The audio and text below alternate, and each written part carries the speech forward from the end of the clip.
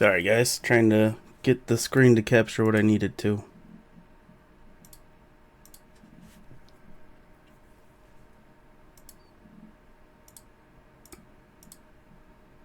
Come on.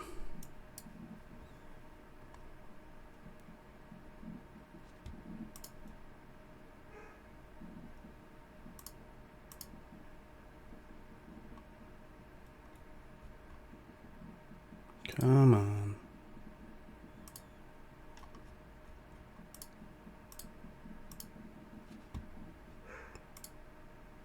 Do what I want.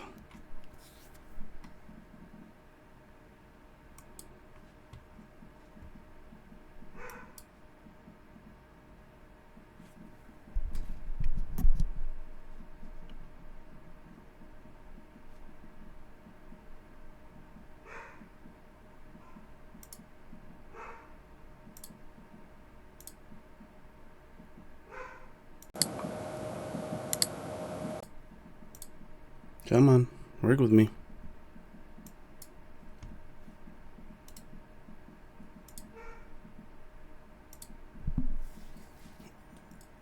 Sorry guys, trying to get the screen to capture what I needed to.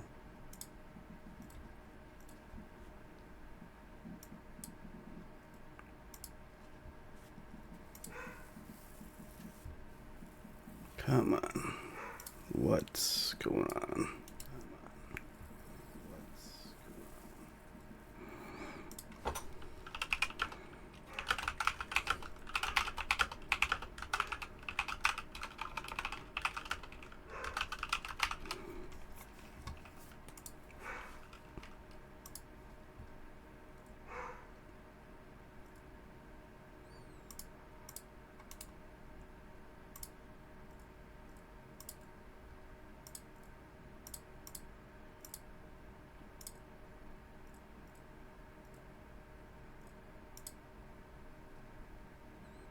Sorry for the stream malfunction, guys. Sorry for the stream malfunction, guys.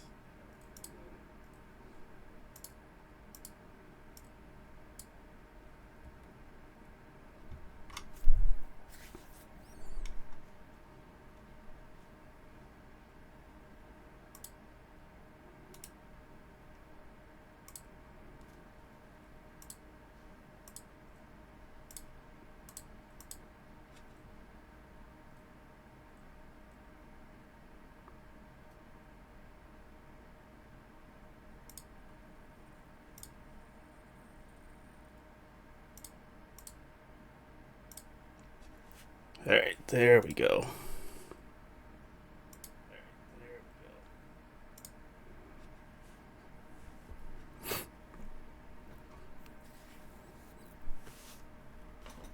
Alright. Get me on the screen.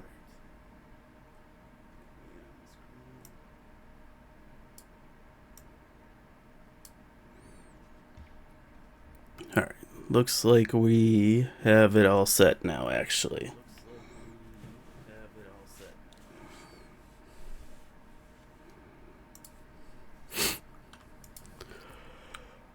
Alright, so today I felt like doing a stream about, well, at this point, a week-old drama about a doc that dropped about a VTuber called EvilToaster. This is EvilToaster, a VTuber who uses a frog PNG to do his streams. Seems like a fairly popular gentleman based off of looking through his timeline. He's got about 15k followers on Twitter and 71k on Twitch. The document was posted by Cerna, who is another VTuber who gathered some input from several different folks and put together a doc outing EvilToaster for quite a few different things. It looks like most of what they're talking about will be revolving around power dynamics and essentially what he was doing in DMs with folks. For the most part, in my opinion, Serna has 15k on Twitch as well. So, yeah, there's, I guess, a larger following for EvilToaster going on. But I don't really see how he could pull that much away from her. Just seeing as, at least from what I've been seeing on Twitter, it looks like folks aren't crazy about his opinions on stuff. But let's go ahead and start reading this. We'll start with the Twitch ambassador situation. EvilToaster is currently under scrutiny for belittling other creators, for disagreeing with his proposed Twitch feature, Knock, and ignoring people's righteous criticism. So, Knock is... Let's follow this little link. So, recently Twitch made a feature where you can essentially start a collab with whoever you want. If they're live, you just click on their stream and you start streaming with them. EvilToaster seems to be very pro this feature, but most people aren't that crazy about it.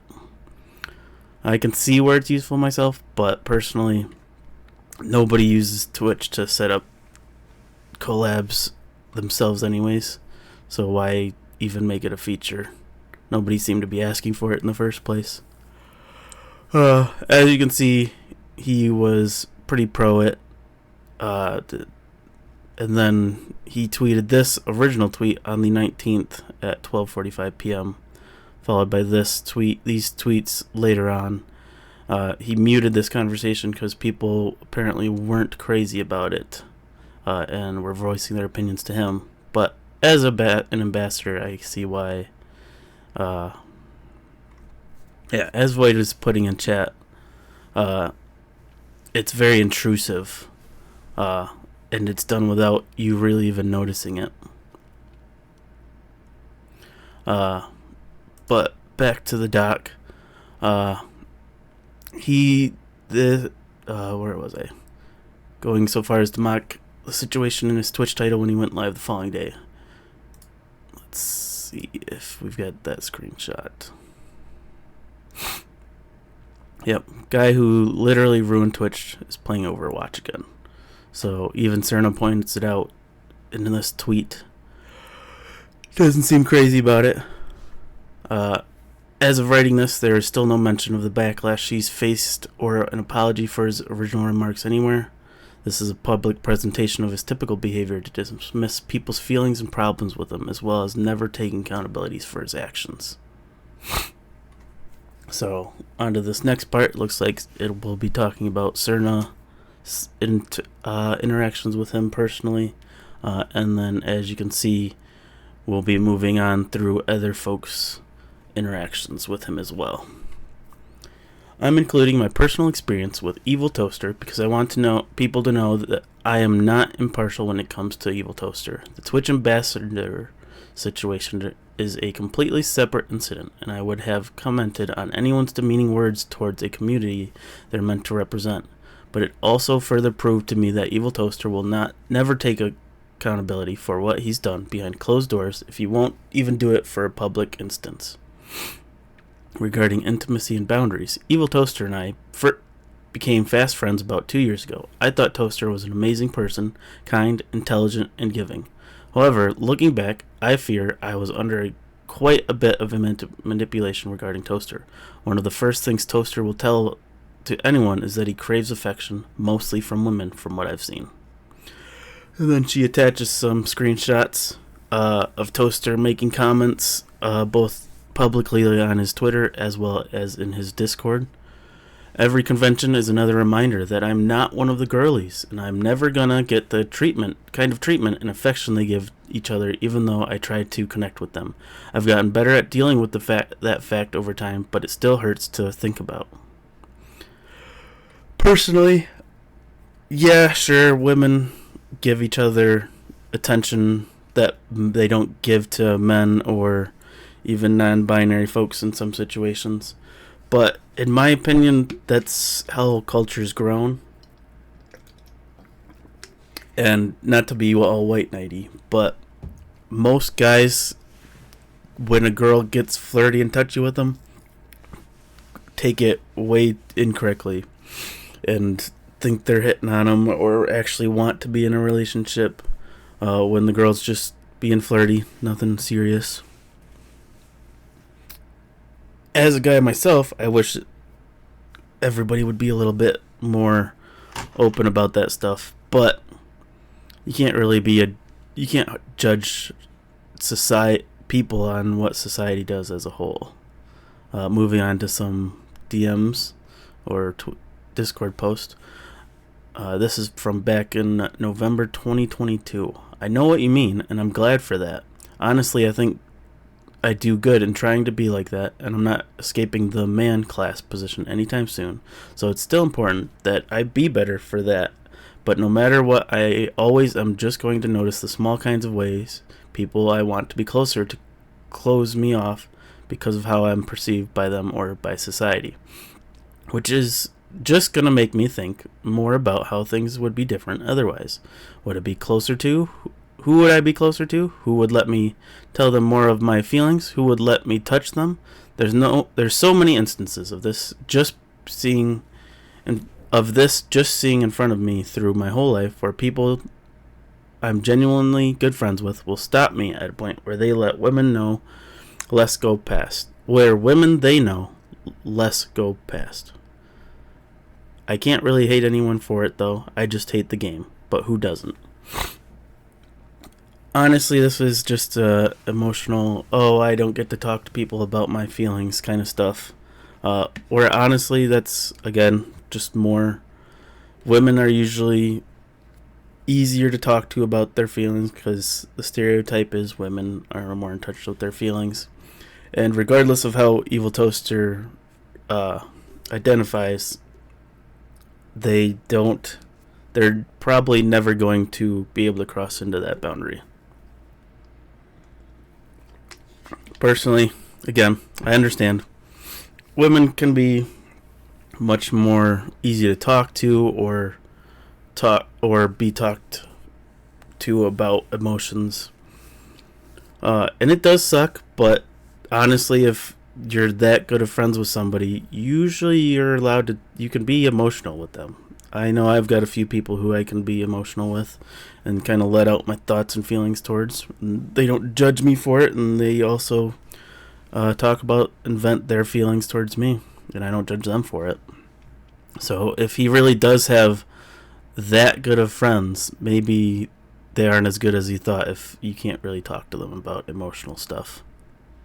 But as we will see getting further into this doc, because I've read a bit further, he's not just expecting to be emotional and vent. He seems a bit more wanting a bit more from people than what they want to give and should ever be expected to give. He also expressed this sentiment to me many times in the beginning of our friendship, as you can see above. He desperately wanted intimacy with women, which he framed as casually saying, "I love you," calling people wife, and generally wholesome flirting. This turns out not to be true, which you can read in the entirety of this doc. Even in the screenshot above, he says, "Who would let me touch them?" I also want to point out that Toaster understands they're seen as a man and have, as they call it, a man class position. He likes to say he's aware of this, but then continues to pressure women despite knowing he's not one of the girlies. And, frankly, it isn't because of his gender or his perceived gender, but because of how he constantly pushes boundaries and makes people, mostly women, uncomfortable. As a flirtatious person, I was fine flirting with him casually. However, I was in a relationship and I told him that if I thought, or my boyfriend thought, anything was going too far, I would put a stop to it. Toaster responded, picture below. LOL, what do you mean? If we get too close and you wanted more, we'd both have to deny ourselves something we'd want to explore. Yes.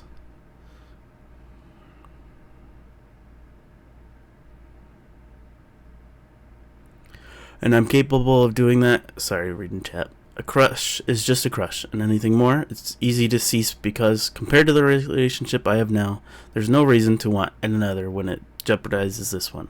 I see. What are you thinking? I'm just thinking it would be a shame if it came to a point where we had to hold ourselves back is all. So far, I don't feel like I've had to hold back anything, which has been an incredibly great and refreshing feeling for a new friend, so I value that a lot. I value you a lot for that. It's just uncomfortable. I hope you can still value me, despite the potential need to deny yourself something and condition yourself. I value you, even as just a fellow creator, yes. But the connection beyond that, so far, is very unique to me, so it's hard to not want to explore, which is why I ask things like that. But I'm not going to do anything you don't want me to, or anything, and I'm getting so much from you already, the way things are, so it's not like I'm dissatisfied or anything. Not gonna lie, in this screenshot, he looks terrible. Like, yeah, they can be flirty and stuff back and forth, but clearly Toaster wants more than just to be flirty with Serna, and it's not just, oh, I want to be touchy-feely. He wants romance, he wants sexual stuff, and is trying to make her feel bad about being in a relationship and saying there's a line now, which is just kind of ridiculous to expect from somebody to just throw their relationship away because you want more. Because clearly Serna's trying to let him down easy by saying, yeah, we can keep flirting and stuff, but there is a line. I don't want to go further. So I feel like Toaster's being quite the whiny brat in this screenshot for sure. Yeah, very weird to romanticize your friends that are women like that when it's not even a joking manner. He is for real. Yeah, he's definitely being real about his flirting, and he seems to just want everybody to flirt with him and want to touch them and do way too much, in my opinion. Definitely needs to learn boundaries. I clearly set a boundary here, and Toaster says we'd both have to deny ourselves something we'd want to explore. But I literally say it's easy to cease because there's no reason to want another person or relationship. I wanted to let Toaster know I really admired his intelligence and kindness, while he saw his friend Crush as something more than it was. I still expressed to him that I did not want him in any way. I just use that term with a lot of my friends as a way to express admiration. Later on, I expressed to him how men in the past have left me as a friend because they know they won't get anything more out of me. He says he won't, but then says, while again, I'm fine with not going past any boundary you decide for how close we should be. I do also hope that you don't end up in a situation where you want to be closer, but either feel like you can't or are forced not to. I'm not sure how likely that would be, or how likely we'd even get to that level in the first place, but I just wouldn't want you to be in a situation where you felt you had to hold back. Holding back feels hard sometimes, I guess.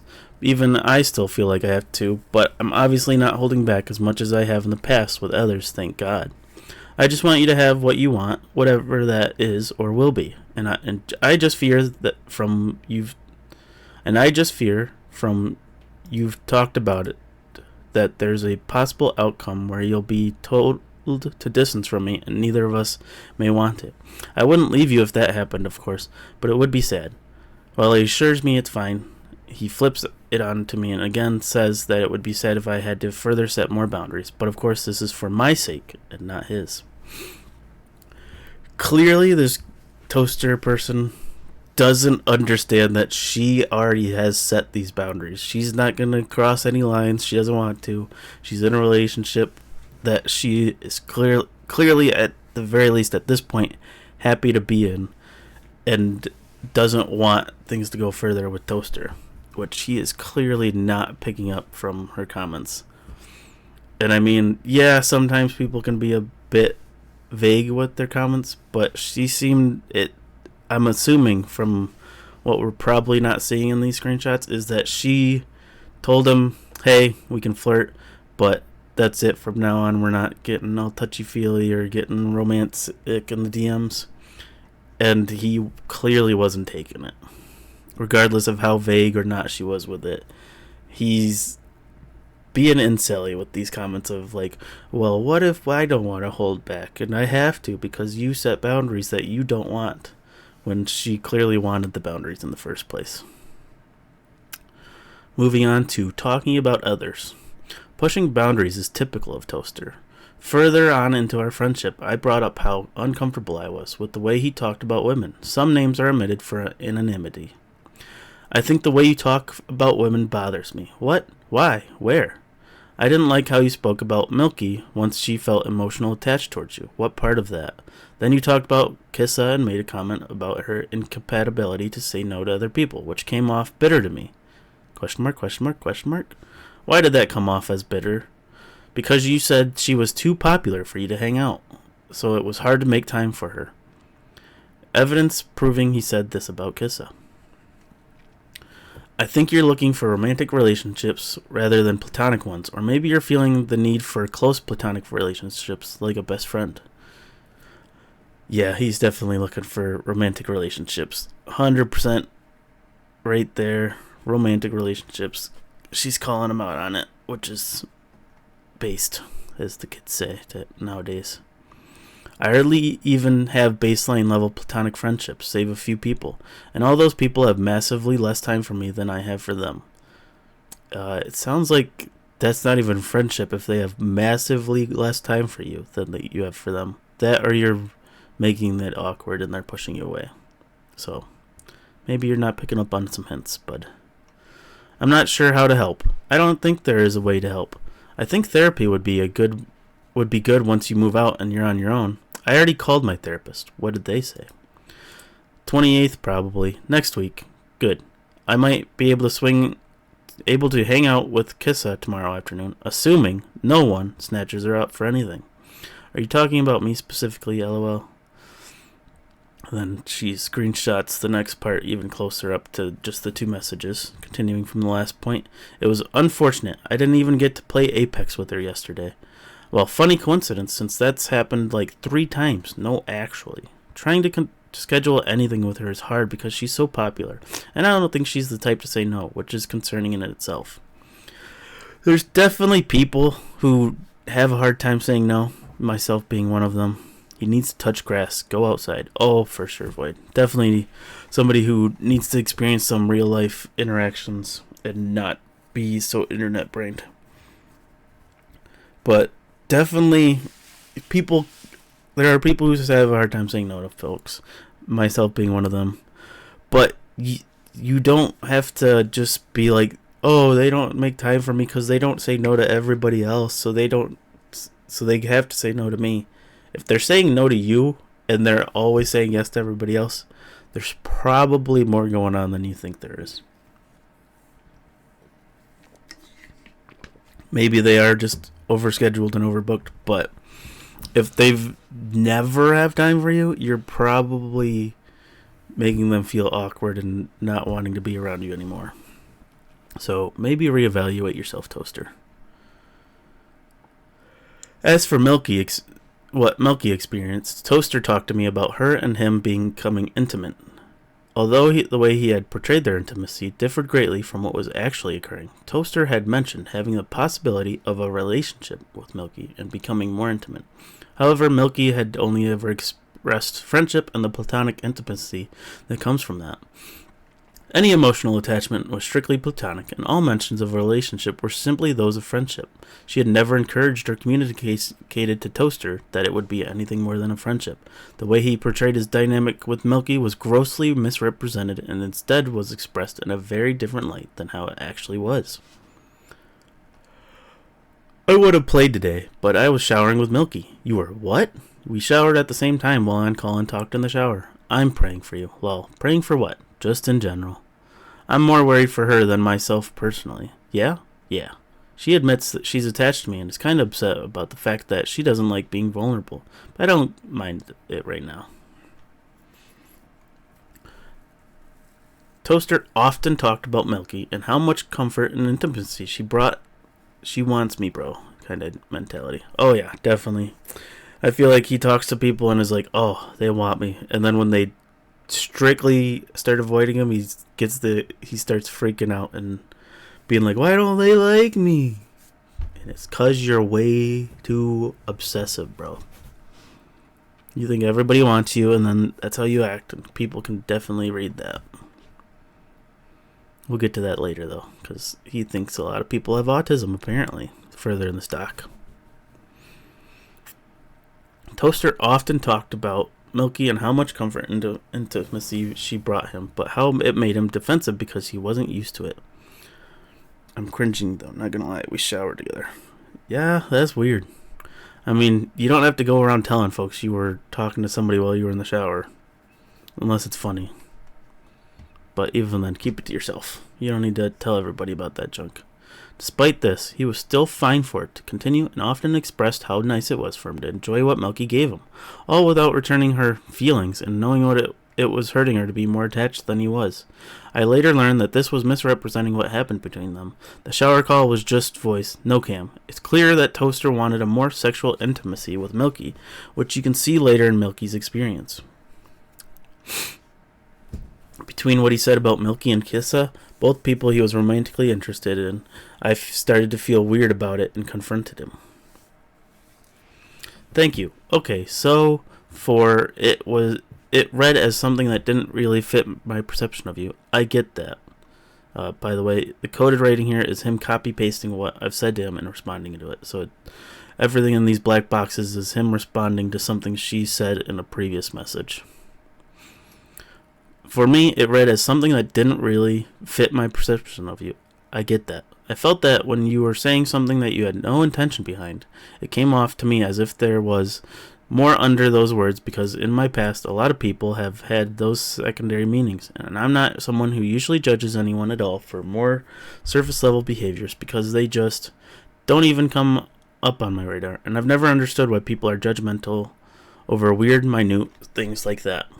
I understand that, and I feel the same, really. I never really see people's non-harmful behaviors as a problem or inconvenience. It is just part of who they are. They come up on my radar not as something to judge them for or distance myself from them over, but just as part of knowing them and adding it to the pile of things I notice about them. So for you, my friend Toaster, to seemingly suddenly make those comments, I felt very weird, and I think it was all in frame of reference to you branching out to Milky in a more intimate way. And that's why I had that relationship lens on it, because I felt like you were searching out partners. It makes sense why you were worried about me at that time in regards to Milky. I was fully aware of going into the connection with Milky that there were circumstances from both our lives that would have some influence over how we approach each other, and I took the initiative to make that very open and clear from both our ends to ensure nothing too silly would happen, and I think her and I are in a healthier position now because of that. I did go into it thinking there was a possible outcome of her and I progressing to a relationship status, but I didn't consider it a high likelihood or something that I was going to pursue at all costs.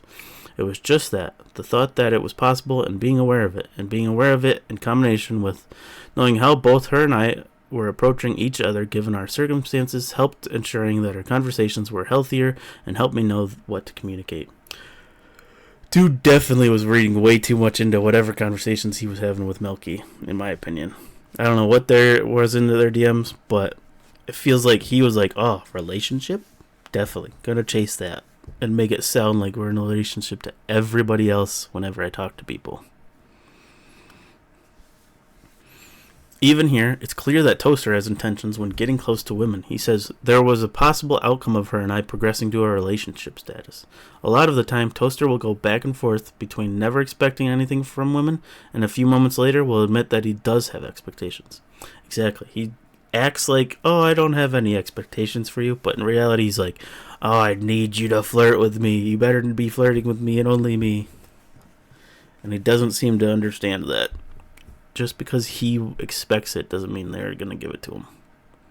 And it sounds like Milky at some point definitely did not. This coupled with the fact that he openly admits that he didn't mind Milky being attached to him and not reciprocated was a huge red flag to me. It felt like he was using Milky. This is all from limited knowledge, as I didn't ask Milky about any of this at the time, since it was her business, and I didn't want her to feel like Toaster was talking about her behind her back, or I was judging her for being with Toaster. However, in reality, the situation is vastly different from how Toaster depicts it to me, which you can read in Milky's account.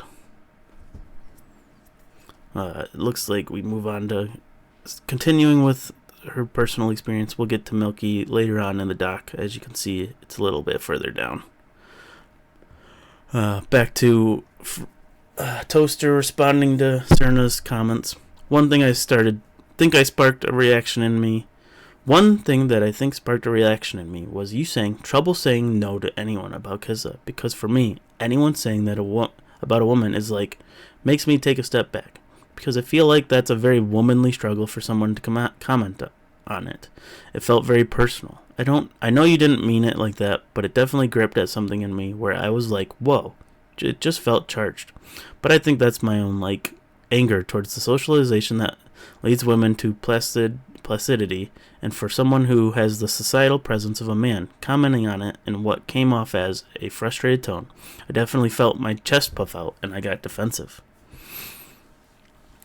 Yeah, I could definitely, from the messages she includes in the screenshots above, feel all of what she's saying here, because as she says, it's a very womanly thing to be much more yes man about everything than for men to be like that. Hell, most men are made fun of if they are a yes man. So when a woman's a yes man, it's not perceived as much, but it's also societal for women to just go along with what others say. Now, Toaster's response. I don't know why I want to keep calling him Froggy. I understand well that this is a struggle for women, and given Kissa's history, it is likely something that she deals with very often. When I commented on it, and even just observed it to myself, it was from a point of sympathy. However, in the context of the conversation with you, I brought it up as a point that makes it difficult to find more time with her and how it frustrated me. It didn't frustrate me as something personal from her against me, but more so because it was adding onto a pile of connections I have with people where their life circumstances that neither of us have control over has kept us apart. You're totally right to feel angry about it, the subjugation of women and all that. And it's not up to me to decide when the effects of that trigger a response from you. The frustrated tone you heard from me was the same frustration you have about it, because I understand why it happens and I'm angry about it too. While that specific societal dynamic doesn't affect me directly, it does not affect the people I care about and makes connecting with each other harder for both parties. That is such BS. That's such a lie. Oh, I felt angry because women always have to be forced to say yes to people, and that's why I was angry. Not because she was saying no to me, but because she has to say yes because she's a woman. No. That is not what you meant in those messages, and you definitely know it, Toaster. EvilToaster typically psychoanalyzes people without them even consenting to this or desiring it. I was incredibly upset that he talked about Kissa in this way, because, as a woman, the notion we have a hard time saying no to people is honestly true, but Toaster should have respected that instead of commenting on it out of frustration that she was saying no to him. Exactly, Sarna. That's exactly what I'm thinking. Bro just needs to go touch grass, as Void put in the chat earlier. Whether or not this was true of Kissa, I wasn't particularly close to her at this time, but I also knew Toaster wasn't, so it felt disrespectful for him to say that about her, even as an objective observation, as he'd like to put it. While Toaster did not try to resolve this issue, and I originally accepted his stance, looking back on it now, it still doesn't sit right with me. Despite Toaster noting that Kissa, according to him, had problems saying no to people, he continued to pressure her to hang out with him. The following is Kissa's experience with Toaster and how she felt about him and the way she treated her. Alright, so now we get on to Kissa's experiences with Toaster, and I'm guessing it's not going to be well. Toaster started to talk to me more often, finding out about the relationship I left, and I thought that was a little weird. But I just gave him the benefit of the doubt that he's just, oh so ironic, you have a problem saying no to people, proceeds to pressure that person. Exactly. All he does is pressure people into hanging out with him and making him feel bad. Bro needs to really consider his friendships.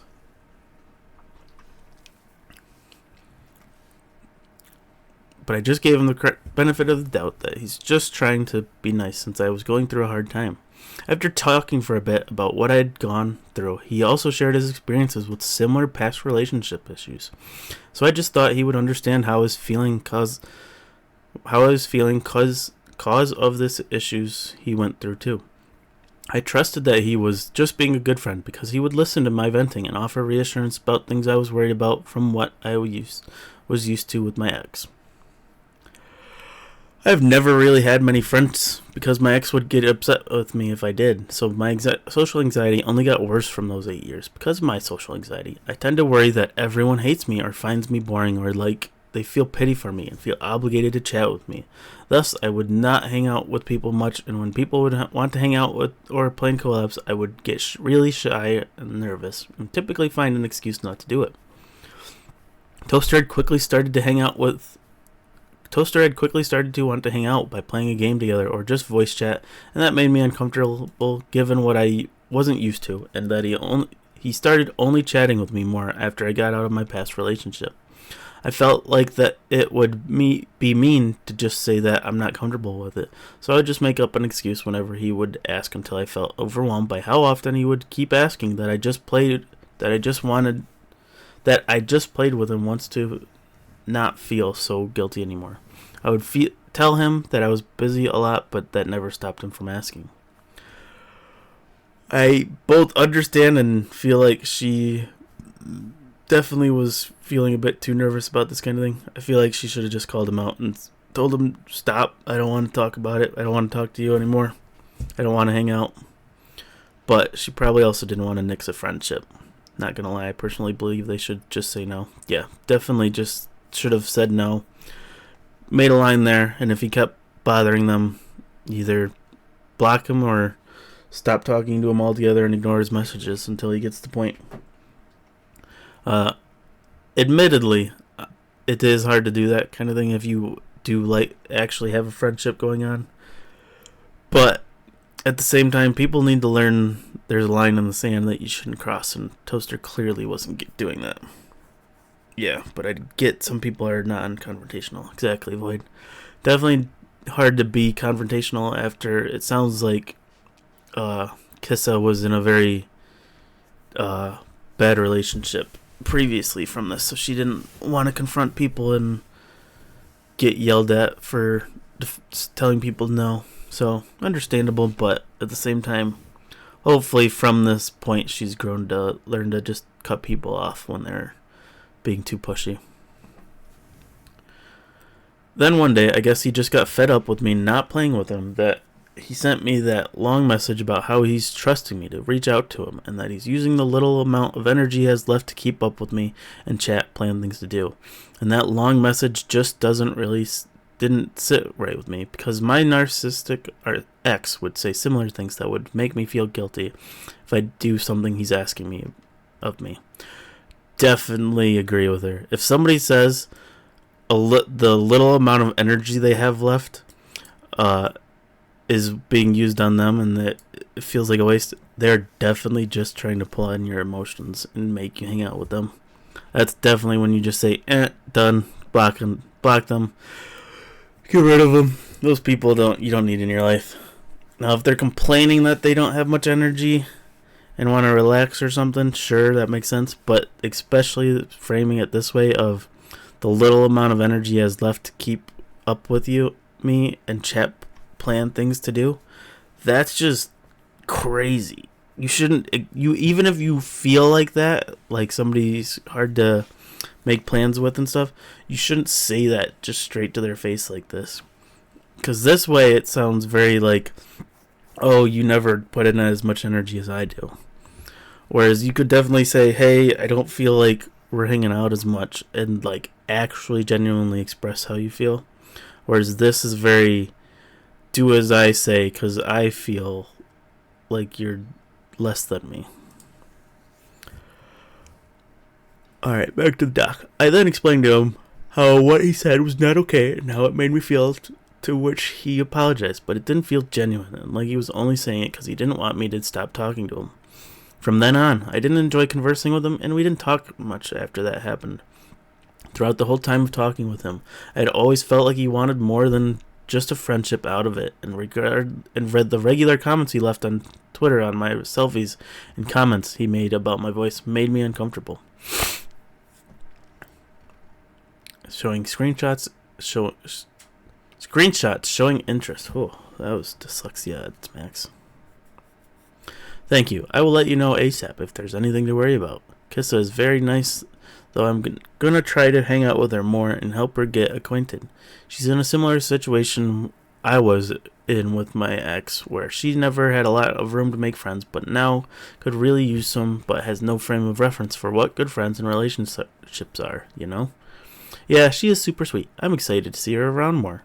Did you see the selfie she just posted? Oh yeah, I saw. Cried, screamed. Kissa, tell me more fun facts about you. The dress is so pretty. Ugly eyes. Ugly eye emotes are very sus. Though, depending on if that's the only window of time you think you'll have, I can cut it shorter, assuming you don't have time now. No, I don't want you to cut your stream shorter for me. I just finished exercising, taking the photos. I'm sorry.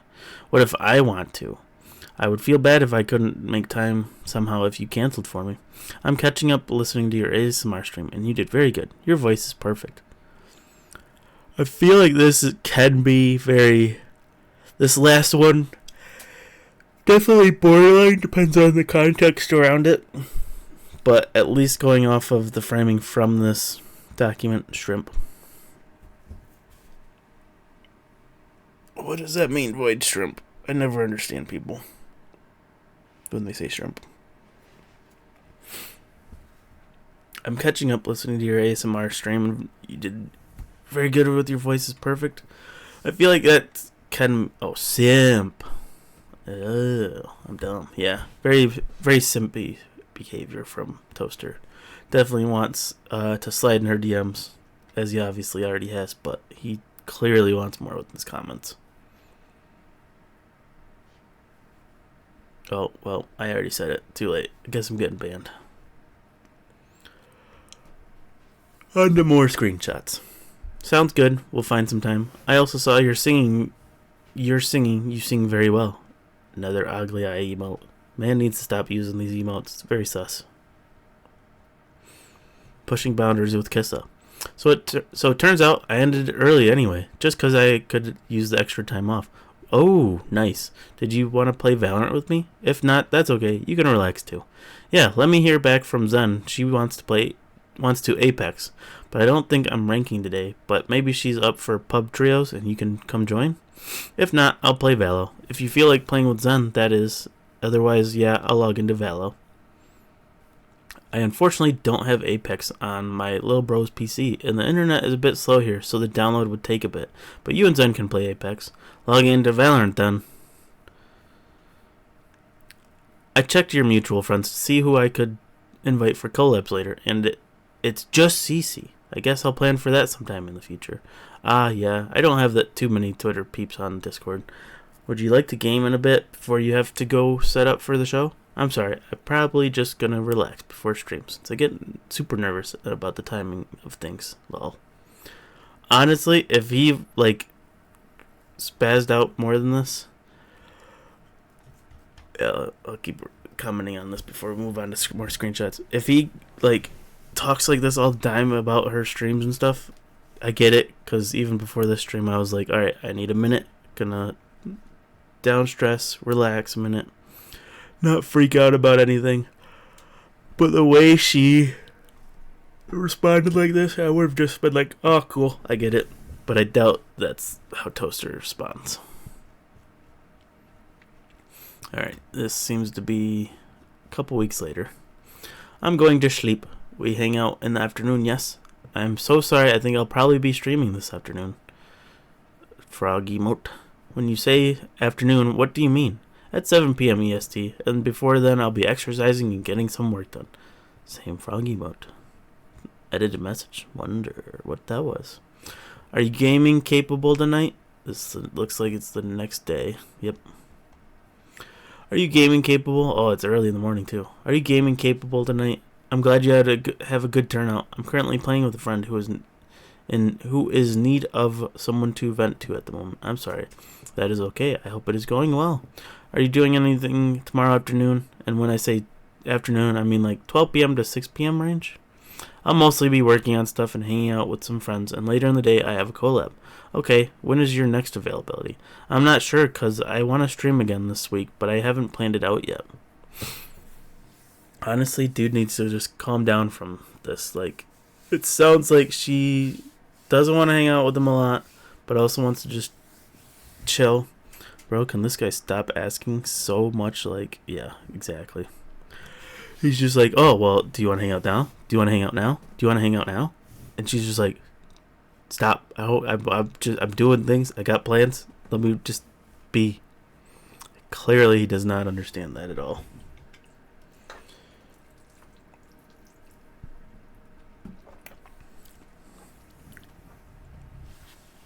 Eventually, Kissa tried to stop him from initiating hangouts and told him she'd be the one to approach him.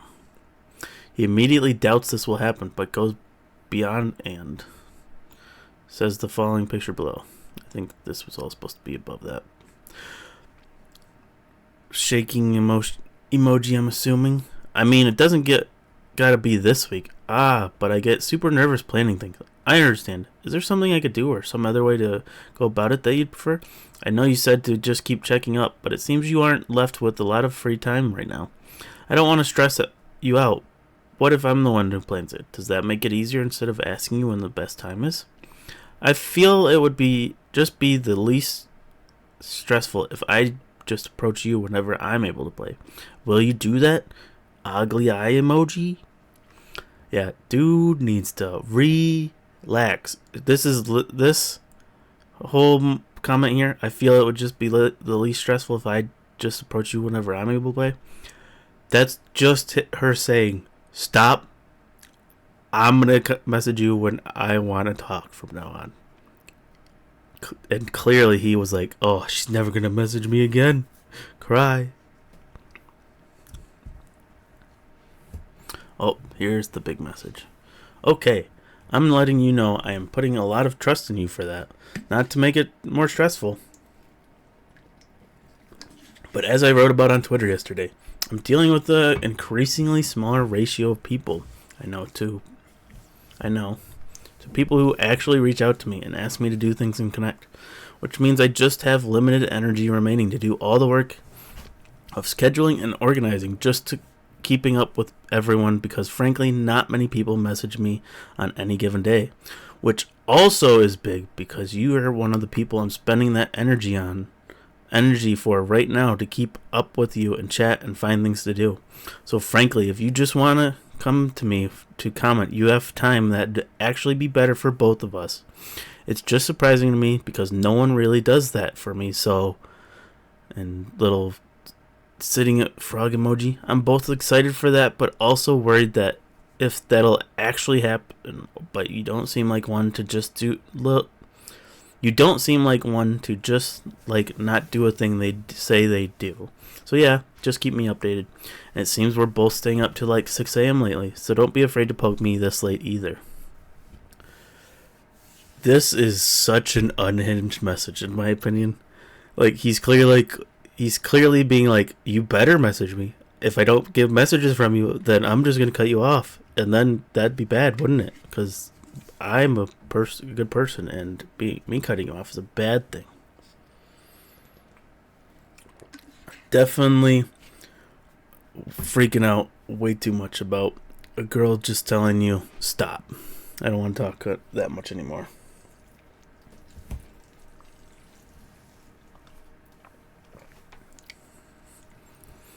This is putting an immense amount of pressure on someone who Toaster believes has a hard time saying no to begin with. So why is Toaster pushing these boundaries on someone he thinks is vulnerable to people pleasing? Yeah, definitely just wants to pull on the heartstrings of people around him with big old fat messages like this. Psychoanalyzing others without their consent. This ties into overstepping boundaries. Toaster has an affinity for judging others. He explains that it's his way of observing, but the assumptions he makes about these observations can be harmful to others. More so, Toaster often diagnoses people with neurodivergent disorders like ADHD and autism without their consent and pressures them to identify with these descriptors. Beyond this, he also talks about people most likely having these disorders with other people. Screenshots attached to be evidence. Yeah, Blank wants to take me up on VOD reviews though, so finally, someone at least. That's sweet. I don't know how well it could go, though. She's not a very inquisitive person, I'm sensing. You might be surprised. I already helped fix her OBS setup, and she asked 0 questions. And every time I checked to make sure she understood, because she would say, or okay, she was like, no, I don't understand. I think most people are like that, but I noticed it because when people actually seek out understanding, it says a lot about them. Sitting frog emoji again. Sometimes people don't have questions when you show them stuff. I didn't have questions for my friends when they helped me set up my stream, because they helped me set up my stream and that's it. I understood what they were doing. Bro just needs to relax. People don't need to be overanalyzed like this. This was about a good friend of mine. While I understand Toaster didn't mean this with ill intent, it still rubbed me the wrong way, because I didn't like that he was insinuating that people who ask questions are curious are better than people who don't. Exactly. Just because they don't ask questions doesn't mean that much. Granted, a question or two is nice, but if they're understanding it, they should be fine. And I'm sure if they had more problems in the future, they'd come back, which is also always nice. I felt like it was a weird thing to judge them on, or judge them on in general. I think this relates to how he believes he can judge others and not face consequences, as seen when Kissa and other women have problems saying no to people, and in his lashing out during the Twitch ambassador situation. She's at Offkai, but she didn't tell me she was going. She didn't really tell anyone except a couple friends, and she wasn't invited by anyone. There's a lot of reasons why, but I know she just doesn't really want to admit that she doesn't want her partner to feel insecure. He's already said he's felt insecurity about me, and she's said in the past she's compromising and keeping things to herself for his sake. And it just makes me so sad. But I'm just not really the person that can call that out. She's slowly unlearning people pleasing, but I fear she will let herself go her whole life being content with compromising herself. Again, he's talking about a woman in a relationship with a friend of mine, and is upset she didn't tell him she was going to Offkai, and finds it a problem that her boyfriend is insecure about him. And all of this adds up to people-pleasing for him, and not valid reasons to take distance / protect her relationship. Yeah, exactly. It's not like... It sounds like, I bet when he's saying her boyfriend is insecure about him, I bet her boyfriend just didn't like the way Toaster was talking to her. That doesn't mean he's insecure. It just means you're being way too close and touchy-feely with somebody. In most cases. Maybe it was an exaggeration, and he is being insecure. But I feel like in most situations, especially the way this whole doc has been reading, Toaster is not the type of person to be a fair judge of who's being insecure and who's not. When I was friends with Toaster, one of the first things he talked to me about was neurodivergency and autism. I want to point out that I was still incredibly new to the VTuber scene at this point, and was familiar with autism through my younger sister, who was diagnosed. My father also suspected he was on the spectrum. Being new to the scene and not fully understanding how society viewed people with autism, I was pretty excited to talk to someone who seemed to know a lot about it. As we talked more, he started to file things I said or did into his folder of autistic tendencies, and later he introduced me to online tests to see if I was autistic. I get the whole, yeah, there's a lot of autistic people online, jokes and stuff, but Toaster, at least from this reading, it seems like he's just autistic? Autistic? Everybody's autistic? Some people just have some quirks and aren't autistic. You think I did well, being a human and talking to other humans? Yeah, you did. Do you often examine your ability to appear and interact as a normal human? Oh my god. I can already tell that. Just from that, I was like, oh my god. Bro was reading way too into people's words and actions. If I see something I don't understand, I usually look it up, and especially words. I used to stop reading just to look up a word I didn't know because a teacher I admired told us to, and I really loved English. Yeah, I'm sure Toaster will respond to this if he ever sees me talking about it and be like, oh, he's autistic because he does the same things he does. Serna, do you have ADHD? Oh, whatever. Crazy Crazy comment. Nice. Anyway, if you want to take some recommended tests, start here. And links to a website to Embracing Autism, which I'm sure is a bunch of different autistic tests. I think I was partial to the RADSAR and ASPE quiz, but some of them are a bit more tailored to unique experiences if you like taking quizzes. Bro, you just said you have autism. You did not say, oh, if you like taking quizzes, take this one. No, you said you're autistic. Take this quiz. Tell me you're autistic. Bro thinks he's an animal protagonist with this current dialogue. 100% void. I was grateful for him to introducing me to a side of myself I hadn't acknowledged or explored, but I was also naive to believe that this was entirely normal. I'd like to believe that people with autism weren't ostracized by society and that being vocal about being autistic was safe, but that was incredibly naive of me. I thought Toaster was helping myself and others by bringing up their potential neurodivergency. But now I see doing so without consent and publicly is incredibly dangerous and disrespectful. I deeply regret and apologize for my ignorance on this. Yeah, some people definitely bring it up way too much and think everybody should take tests for this kind of thing, when in actuality, even if somebody does have ADHD or autism or any other neurodivergent neurological disease or whatever disorder, they don't really need to have it tested. If they're functioning just fine, they're functioning just fine without knowing that they have it. Here are instances where Toaster has spoken about people being neurodivergent to me or others. Then you're doing great. By the way, blank is totally hot people. Hot people radar are off the charts. My favorite tell. You want to take the hot people test? Also, I totally get what you mean by, confused about why she scored low on the hot people test, but I think I understand why. There's no way she's neurotypical. Do you know, what she does? Her jobby job? This is Melky, my friend, who has never talked to Toaster before about autism ADHD. I was the one who brought it up because she and I took the autism test together. I was surprised she didn't score similar to mine, but I realize now that was problematic of me, and while I was trying to relate to my friend, I see that I was influenced by Toaster's obsession with autism and neurodivergency, and that I do not relate to people through sharing an autism diagnosis the way he needs/wants to. 100%.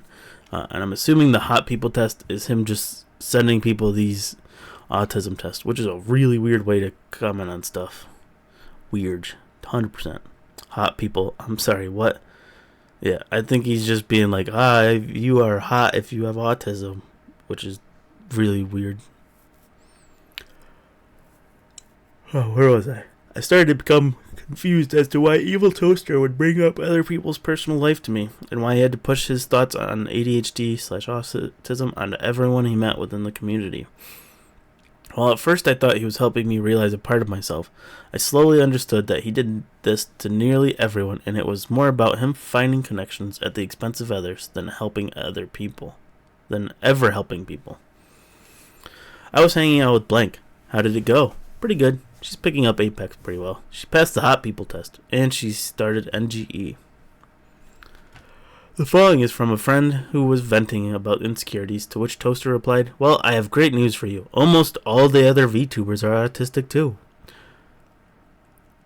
If it was anybody else saying this kind of thing, outside of the rest of these screenshots, I could take this as a joke. And it probably was meant as a joke, but the way this guy talks about autism and ADHD and being neurospicy and all that junk, dude definitely was being weird about their autism. The person he's speaking to, a non-2, whose experience we'll get to later in the doc, does not identify as autistic, and was incredibly unfair. And it was incredibly unfair of him to take all of that, what they were venting about, dismiss their feelings, and continue to say they were just autistic and they shouldn't worry about it because everyone is. So true. Why do... I get the joke, everybody's got autism, but when you're this, crazy about diagnosing everybody around you with autism, it's not funny anymore. It's just weird. It's stop. Don't call everybody autistic. Especially in such a weird, serious way.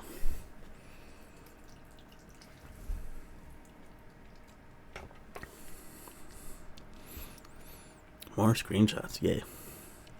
I don't know. I think my problem is I don't know how much of it she doesn't want others to think we're a thing and how much of it she doesn't want me to think we're a thing. But also knowing Nia, there's a very good likelihood she isn't even thinking about this at all because her head is empty.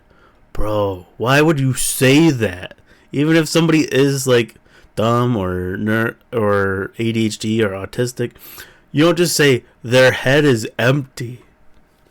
Meanwhile, while my neurons are constantly firing. Bro, you're the head empty. My neurons are constantly firing. Oh, that's so dumb. Why would you say something like that? Reading that is just like, oh, I am the 1 million IQ individual and they are the 2 IQ individual. No, Toaster, you got 2 IQ, bro. Your neurons are dead. They've been long dead. Especially if you're saying this kind of weird stuff to people.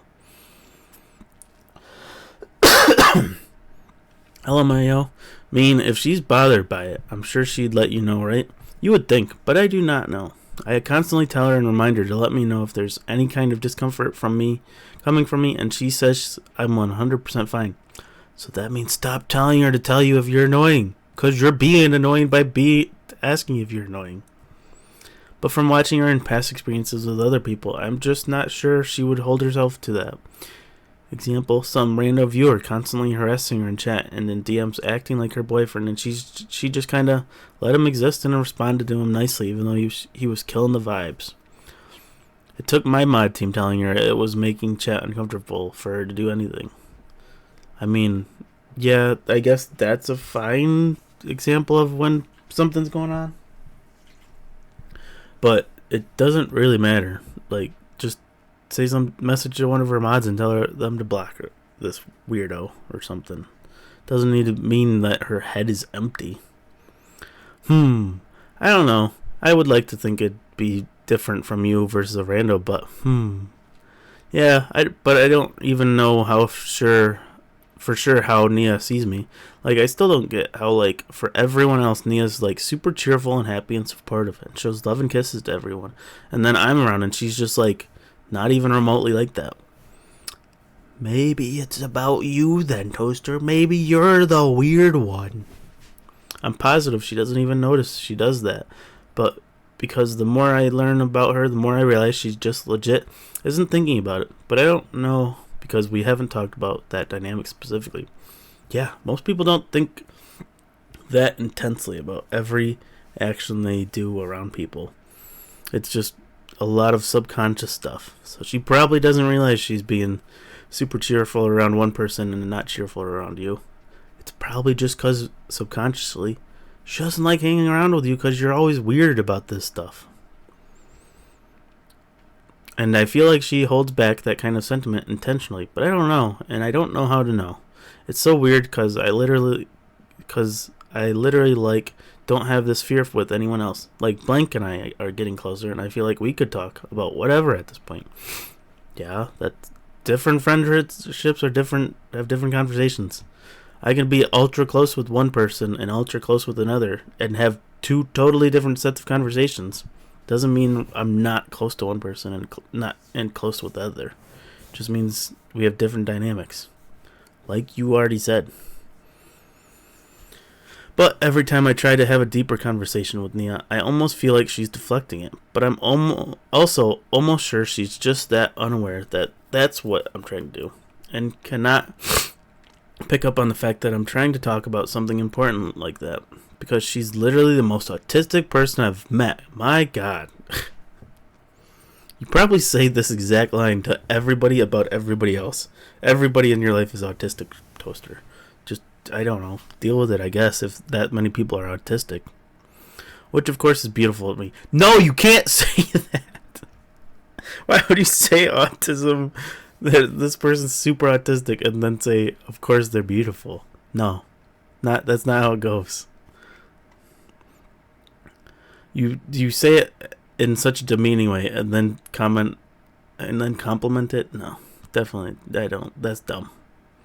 But I feel like I'm only ever I'll only ever get through if I just force her to pay attention, hold her eyeballs open, and speak directly to her face while speaking very, very, very clear, literally.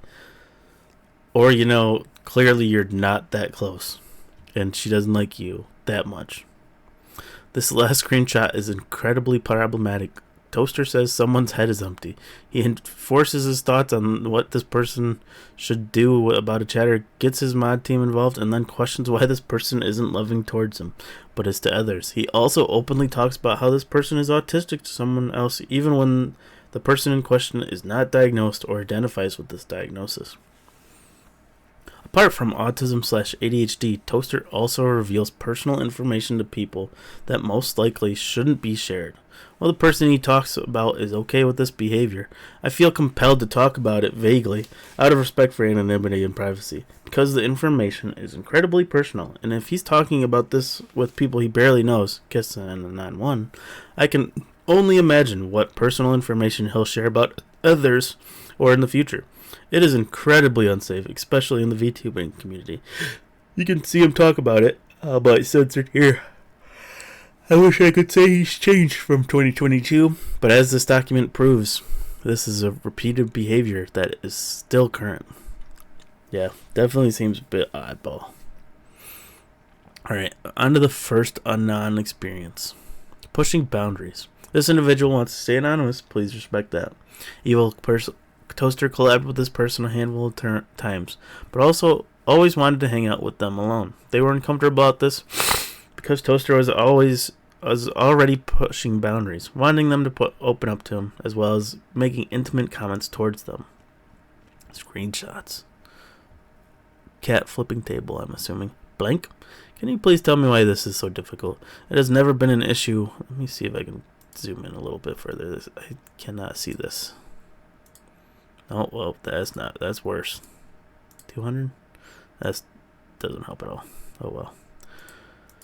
Small text it is. It has never been an issue to get you to collab into a collab, or for you to show up to a collab or anything in general, and those are not easy things for most people. I just want to talk to you and call and hang out and do literally anything with no expectations so we can be closer friends. And I've been trying for months, and it feels like you are unresponsible to the prospect. What is the barrier? Just talking about my issues has never been easy for me, like at all. It's a lot to unpack, and then when I start feeling better, I don't want to talk about it. It's an avoidance system. I'm just an awkward person. You don't have to talk to people about your issues and Toaster's just being incredibly insane about this. If you don't want to talk to Toaster about it, you don't have to. And clearly Toaster is batshit crazy because he seems to want everybody to talk about their issues to him when nobody really wants to. So, I respect it. Don't talk to him about it. I hope you never opened up about it. We don't even have to talk about it first. I just wanted to spend time with you. Over time, it will become easier. I'm not trying to tell you that I'm hot shit or anything, but just from an outside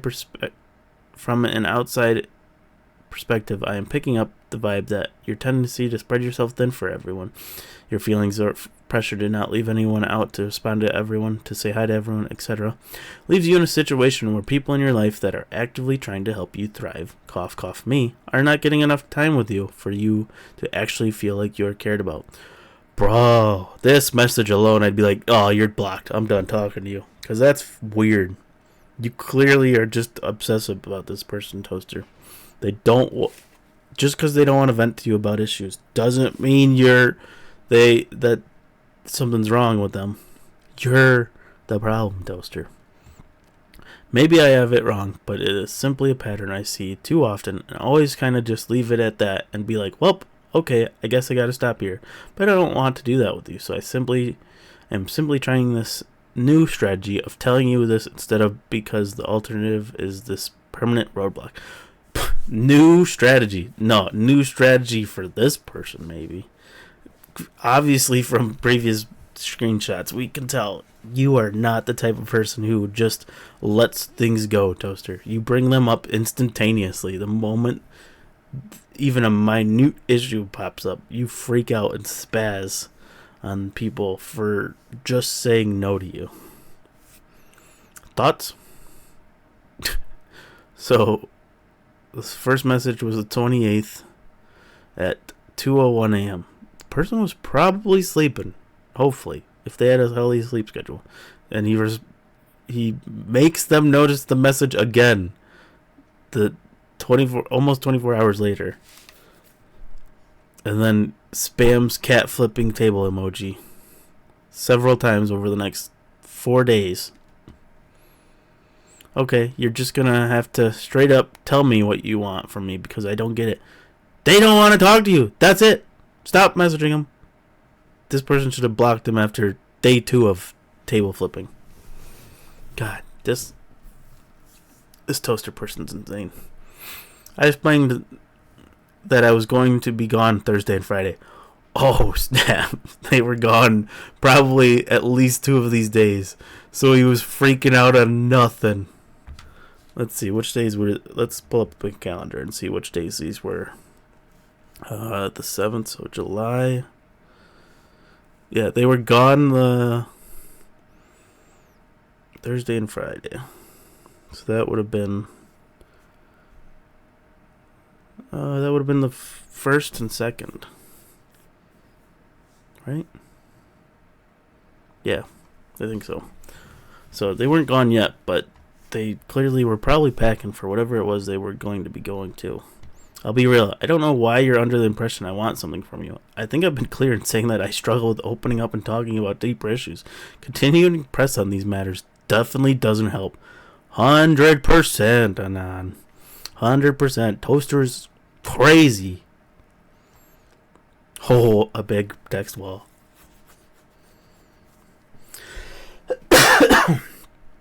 I don't want to press you to a point where it's uncomfortable, but I haven't felt certain on where it is uncomfortable for you and where you need the repeated attention. To know I'm genuinely interested in talking to you and ensuring you aren't worrying about me or just being nice or anything. I'm not under the impression you want something from me. That's not what I meant. But I do want to know what you want me to do for you, because on one hand, you've expressed you're lonely and that you want to just spend time with me. 2 feelings I reciprocate. However, it's been a struggle to get any time to try and connect with you outside of collabs where there are more people involved.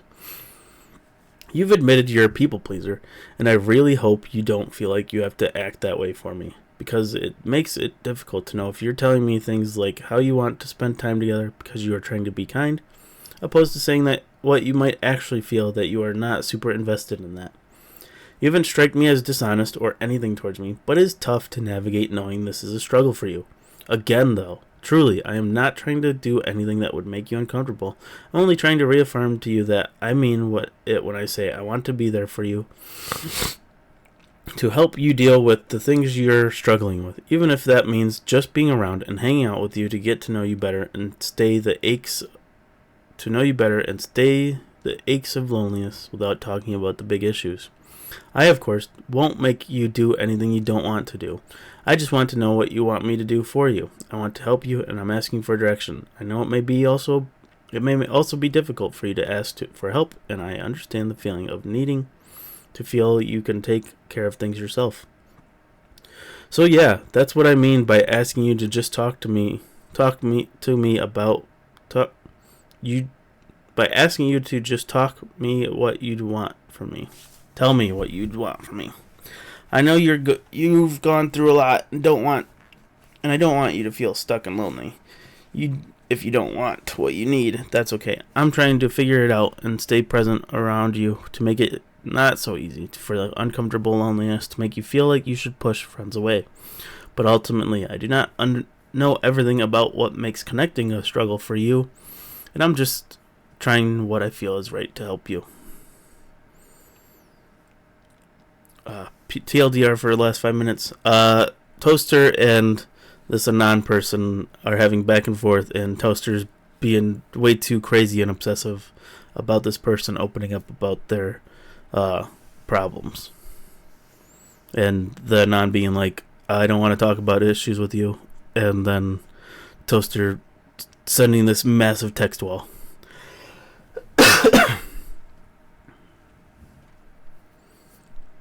essentially Toaster just being Toaster.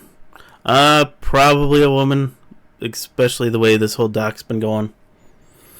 Yeah, because you know how he is. Yeah, definitely. More than likely, either a woman or femme presenting non-binary or somewhere in between there. But he definitely is. He's not the traditional womanizer, but he definitely is a freak obsessed with women. At least that's what I'm gathering from all these messages. I want to take a moment to point out that Toaster says not to say I'm the hot shit, and then says that he is offering something almost no one else in her life is. Oh, yep, there it is. Dang, Cerna should have been reading this and proofreading it. They've outed them. They've doxed this person with her. So yeah, it is a her, Void, as he assumes, which is incredibly disrespectful and harmful because of this person. If this person was susceptible to manipulation, this would make them want to let Toaster in, even though they do not have a support group outside of them. Toaster spammed this person multiple days in a row, despite knowing they'd been gone and unable to respond. Yep, he spammed cat flipping emoji 4 days in a row after they'd been gone for a while. Beyond that, they bring up this person being a people pleaser, which is weird that he understands this, but continues to pressure them and make it incredibly stressful for them to not only hang out with him, but provide sensitive information about trauma and mental health.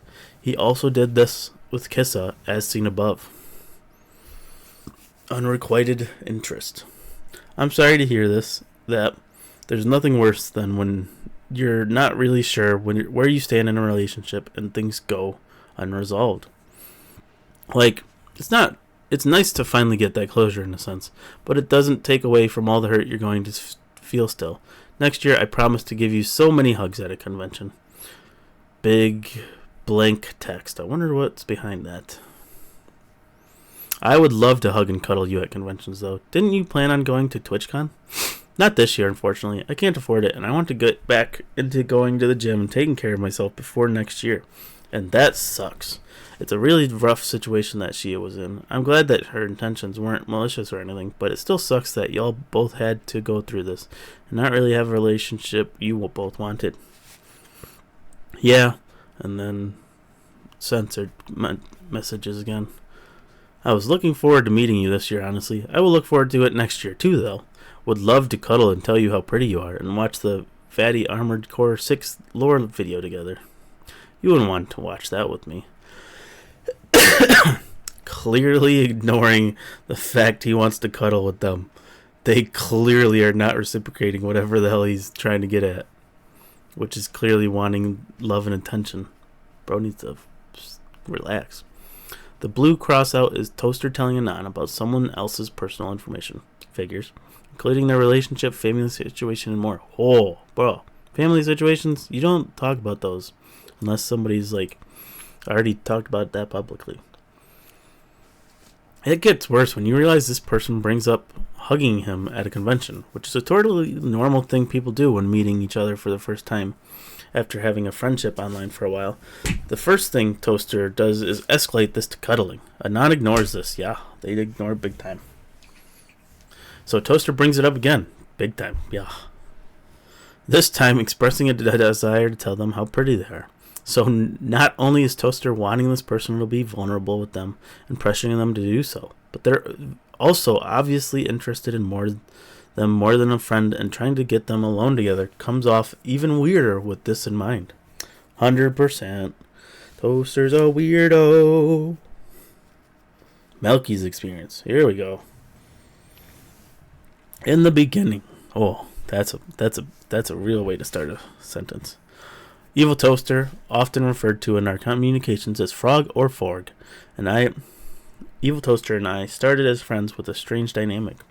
When we first met one another, we would regularly play Apex every Sunday with each other and stream together often. We would almost always duo, and on rare occasion play trios.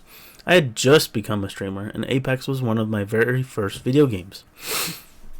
I had no idea how to play any games, especially on MNK, and he offered to teach me. I thought he was a wonderful content creator who valued his community, tried his best to spread awareness and inclusivity, and just happened to have a rough go of things due to his peculiar way of communicating and his poor interpersonal skills. Even though he was quirky, I thought he had pure intentions and was simply trying to become close friends and build bonds of friendship and camaraderie with me, which I later found out was simply not the case. Expectations. In the beginning, why did they do that? No, I don't like that. OCD in me says no, don't do it in the beginning twice. In the beginning, Frog had told me that I was an unusual existence to him. What? He had mentioned that that it was unusual for him to meet someone who was nice to him and affectionate without needing things in return. You mean like normal human beings? On our second conversation ever, he told me that while he didn't have a good read on me, he was overly analytical of me from the beginning. Okay, so I'm not going to lie. I don't have a great read on you, but I'm going to go out on a limb and say you're a person who would appreciate honesty and being upfront, especially since you kind of prompted me to talk about things in our first actual conversation, knowing full well there's a can of worms behind the answer to the "how are you" question. So I'm taking it that you're someone very interested in people and value connection and communication, just overall being genuine. Does that sound accurate? Don't take it the wrong way. I get overly analytical towards everyone. Just usually, I don't tell them what I'm analyzing until, a week. If somebody messaged this to me, I'd be like, you're a psychopath. We're never playing Apex again. You're blocked. Don't analyze me like that. Anybody. That's weird. He informed me on call and in various ways that he was emotionally distant and would treat me differently than how he treated his other friends. He informed me he was going through traumas and felt socially distant and isolated and was unlikely to be able to properly interact with me while he figured out how to connect to people. Hey, I'm about to pass out on account of only getting 4 hours of sleep last night, so I finally feel ready to just sleep a lot, but we'll see if that actually happens. I had a good day. The night was rough so far, as usual, but I'm okay at this moment. Figured I'd let you know. Hope your day is going well. I'll let you know when I wake up. I know you already understand, but I was just thinking more today about how I feel. I'm emotionally jaded at the moment and closed off. I feel bad about it because how much you seem to already be putting in. I would probably feel so happy and cared for any other time, knowing myself. But as a part of it just feels oddly hollow, and I don't know why. I'm not sure if I've felt that way before.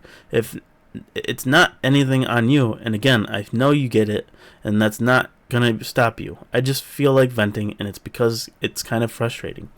I clearly want to enjoy that kind of care and share the sentiment with you, but I'm just being blocked by things right now. I'm hoping it'll be okay, and later I'll be able to feel it the right way. My biggest fear is just that somehow this being the foundation means it'll never happen, never be possible. I'm not sure if that's a case that could happen, but it doesn't seem to matter. Anyway, that's just my thoughts right now for you to have while I sleep harder than I ever have, hopefully. He would reiterate how he was unable to treat me like he treated others, and how he recognized the way he treated me wasn't what I deserved, but he had no intentions of changing his behavior. I'll be here for you for whatever you do and however things play out. I care about you, and I hope things go better. I appreciate that. I'm starting to think you deserve better than even me. Bro is being so cringe. Like, lol, what's that even mean? Like, I think I'm a pretty pog friend, but I think you deserve even better. He would continually bring up how he was dealing with various things, and that the platonic affection, comfort, and kindness I showed him was desired and appreciated. However, regardless of the joys I brought him, he would still treat me worse than a standard person. Whee. Okay, well, good, because here's the deal. I'm genuinely speaking an open book. Oh, jeez, this is going to be a very long text wall, isn't it? The problem is the current chapter of the book really sucks. I'm currently this is why. Oh, crap, you put a lot of stuff in the chat. Void. Oh, so ironic. You have a problem saying no to people. Proceeds to pressure people. Weird sad. Kicked up you. Poor me. Notice me. Lol. Yeah, I'm noticing you, Void. Don't worry.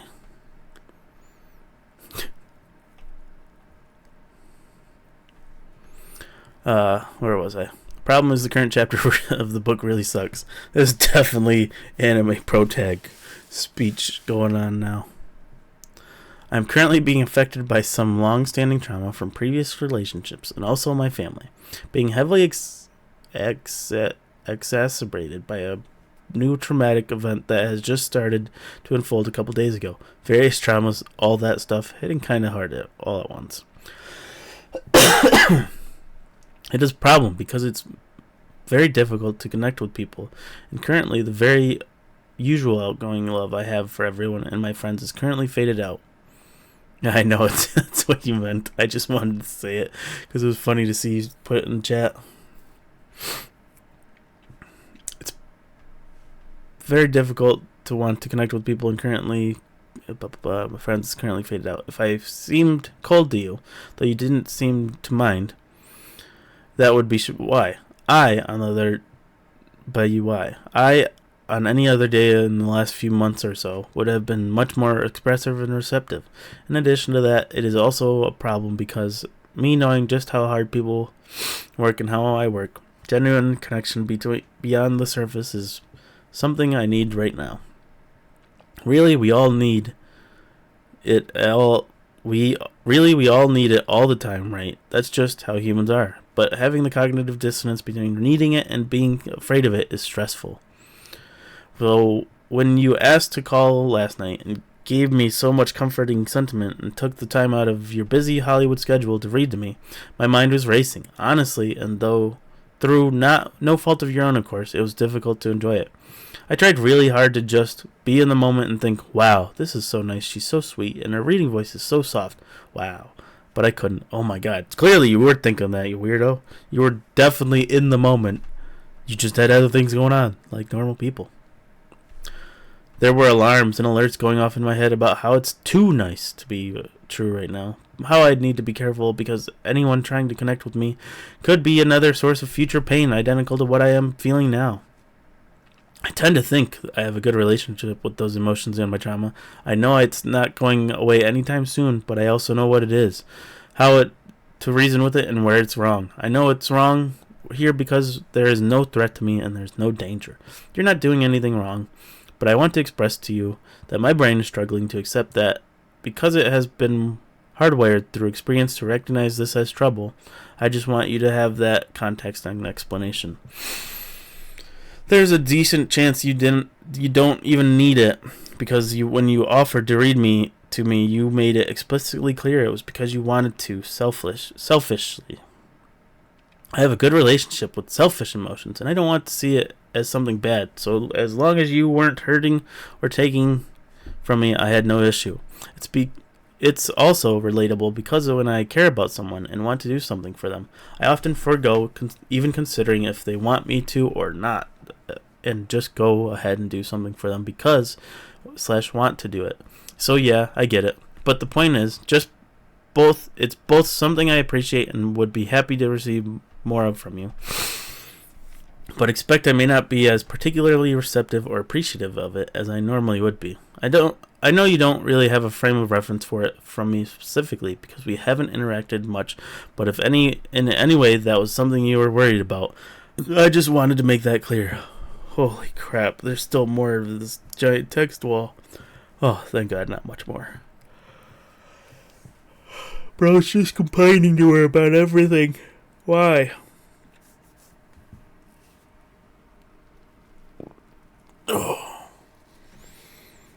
Oh crap, I lost my spot.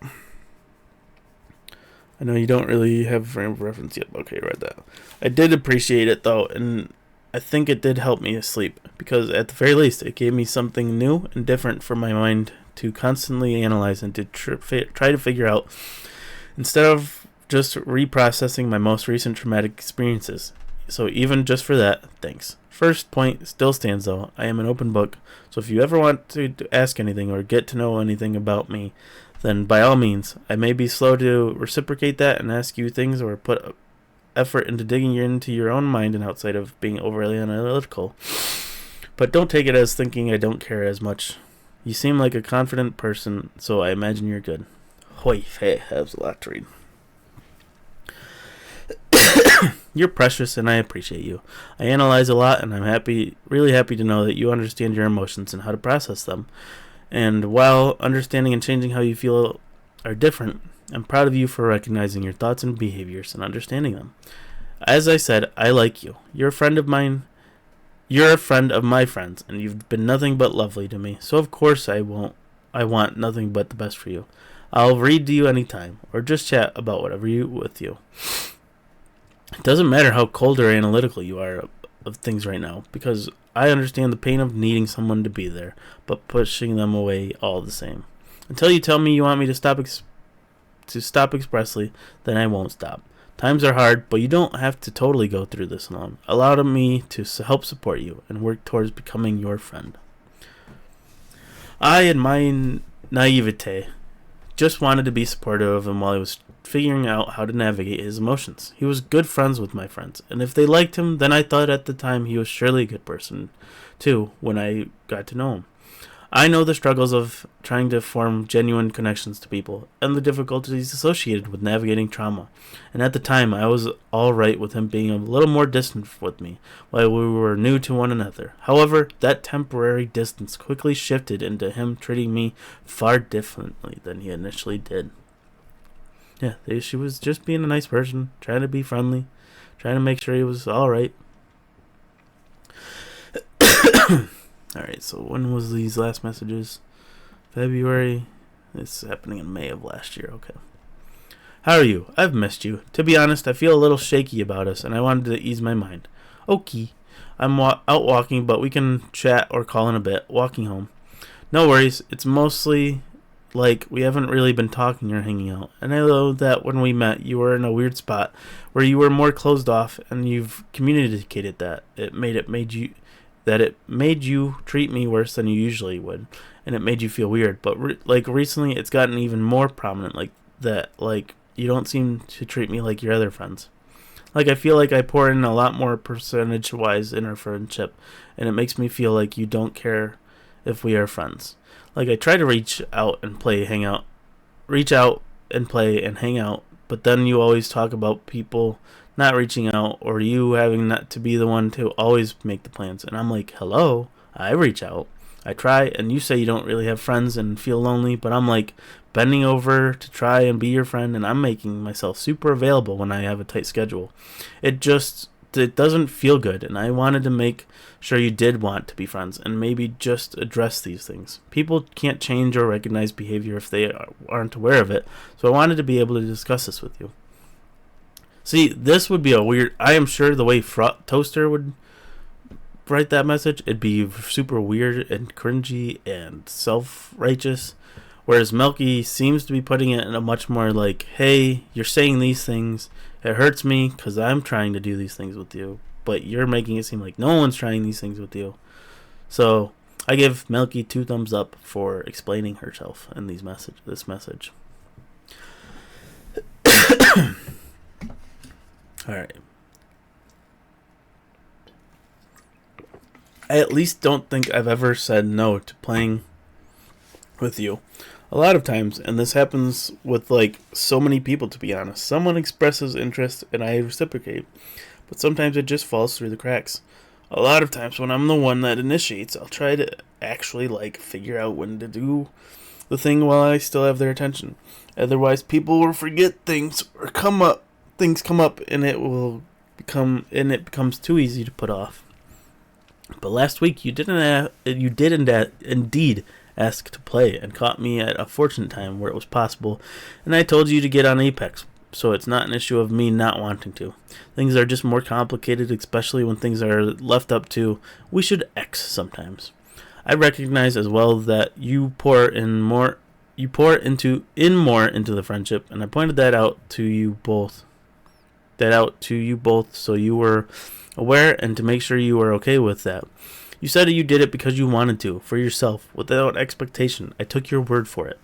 Dude, that was 3 months ago. Most people get over at least the lows in trauma kind of quickly, at least compared to 3 months. So initially I understand, but she's complaining after 3 months of you just being distant. So I recognize that things definitely are different for me though, but it's not really your fault. Things are just happening, and a lot of my spare time right now is spent introspecting, reprocessing everything related to blank, carefully treading the connections I have that are growing closer, and then everything related to work/stream. I'm behind on, well, all of that, so I ended up spending more time with the people that come to me and grab my attention. That's not a lot of space in my brain to think about, who do I need to catch up with, because there's just so much going on.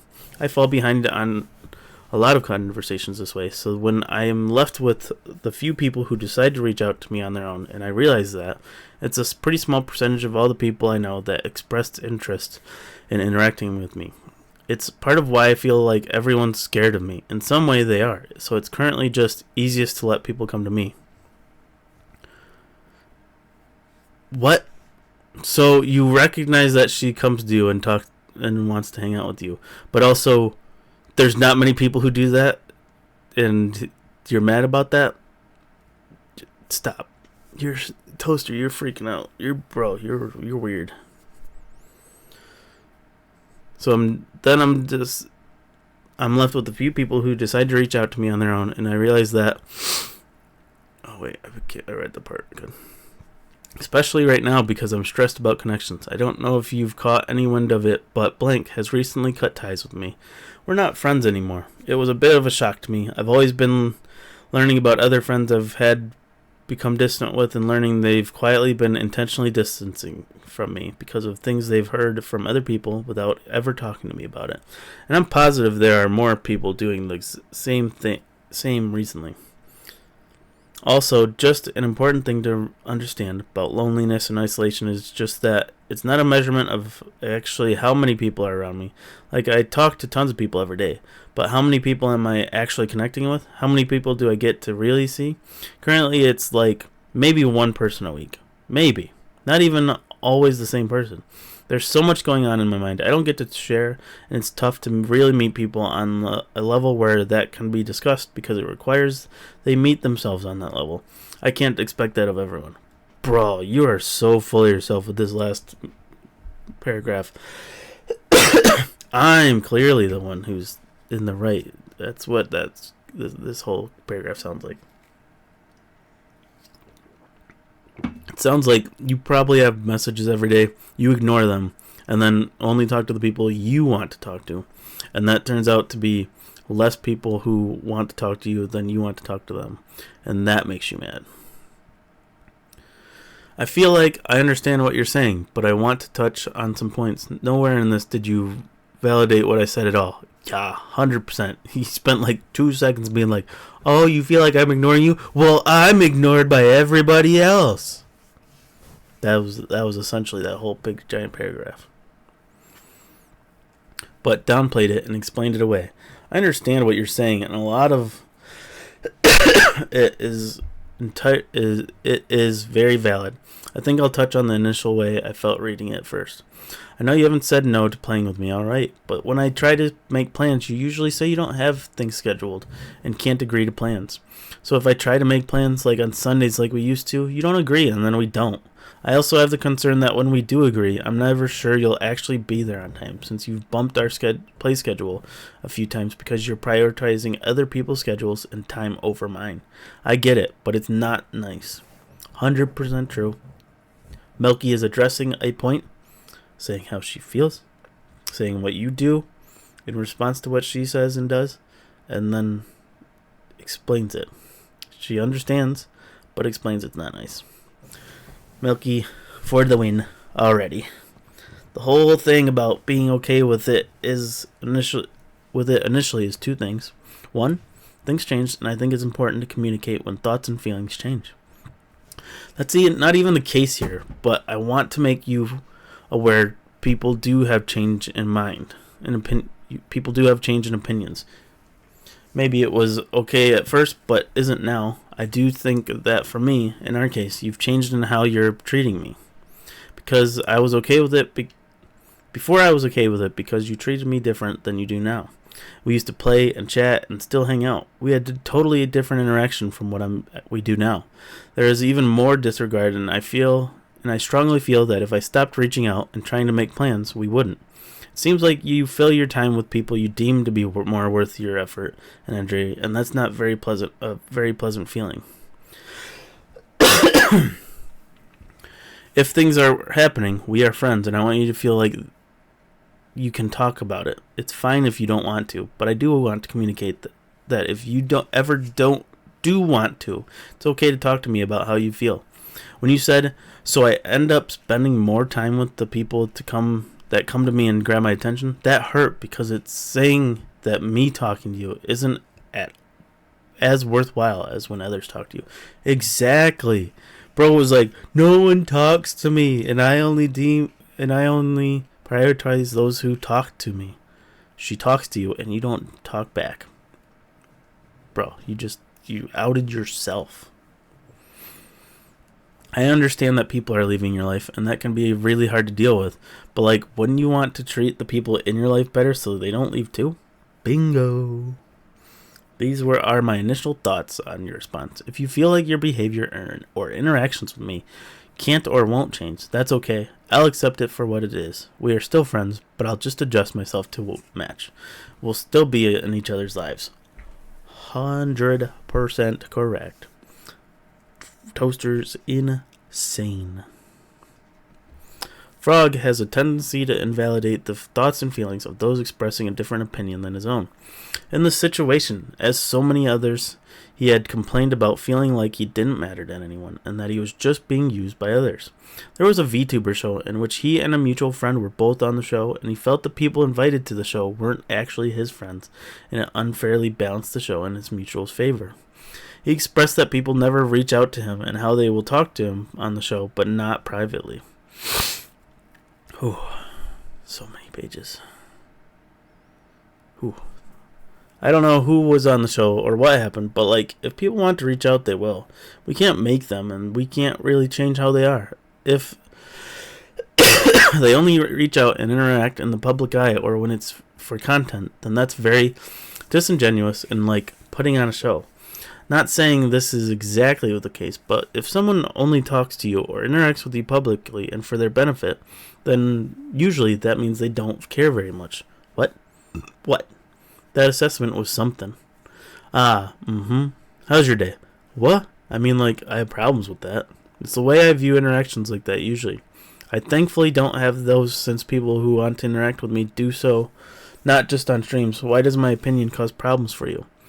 If they want to, they will. Perception is self-sabotaging in many ways, for one. And also, it's just like not doing justice to other people. You use that argument yourself like 1,000 times so far in these screenshots, bro. Holy crap. But also, that was just like a lot to say when you said you don't know who was on the show or what happened. And I guess it was like kind of examining the dynamic I'm talking about, but from a completely different angle that I wasn't speaking on. I wasn't saying they were only interacting with me for content or publicity, because that definitely was not the case. If it were, they would probably be interacting with me more. It's way more complicated than that. Honestly, I don't think it is, Toaster. You're just crazy. Because it wasn't related to the person, but rather the action. I was just sharing my thoughts on your sentence, but they'll come to a game show for me, but not talk to me, and you asked for me to elaborate. That's all it was. Would you like to say how your day has been? She's done with the conversation already. She's tired of you, Toaster. Does the if they want to, they will perception apply to me for you? If you want to reach out to me, you will, right? I reach out to you too, because I want to. It's how friendships last. We mutually communicate. And it's always more complicated than that. If I want to, I sometimes won't. So will everyone else. In fact, bro, this is just her using your conversation against you, essentially.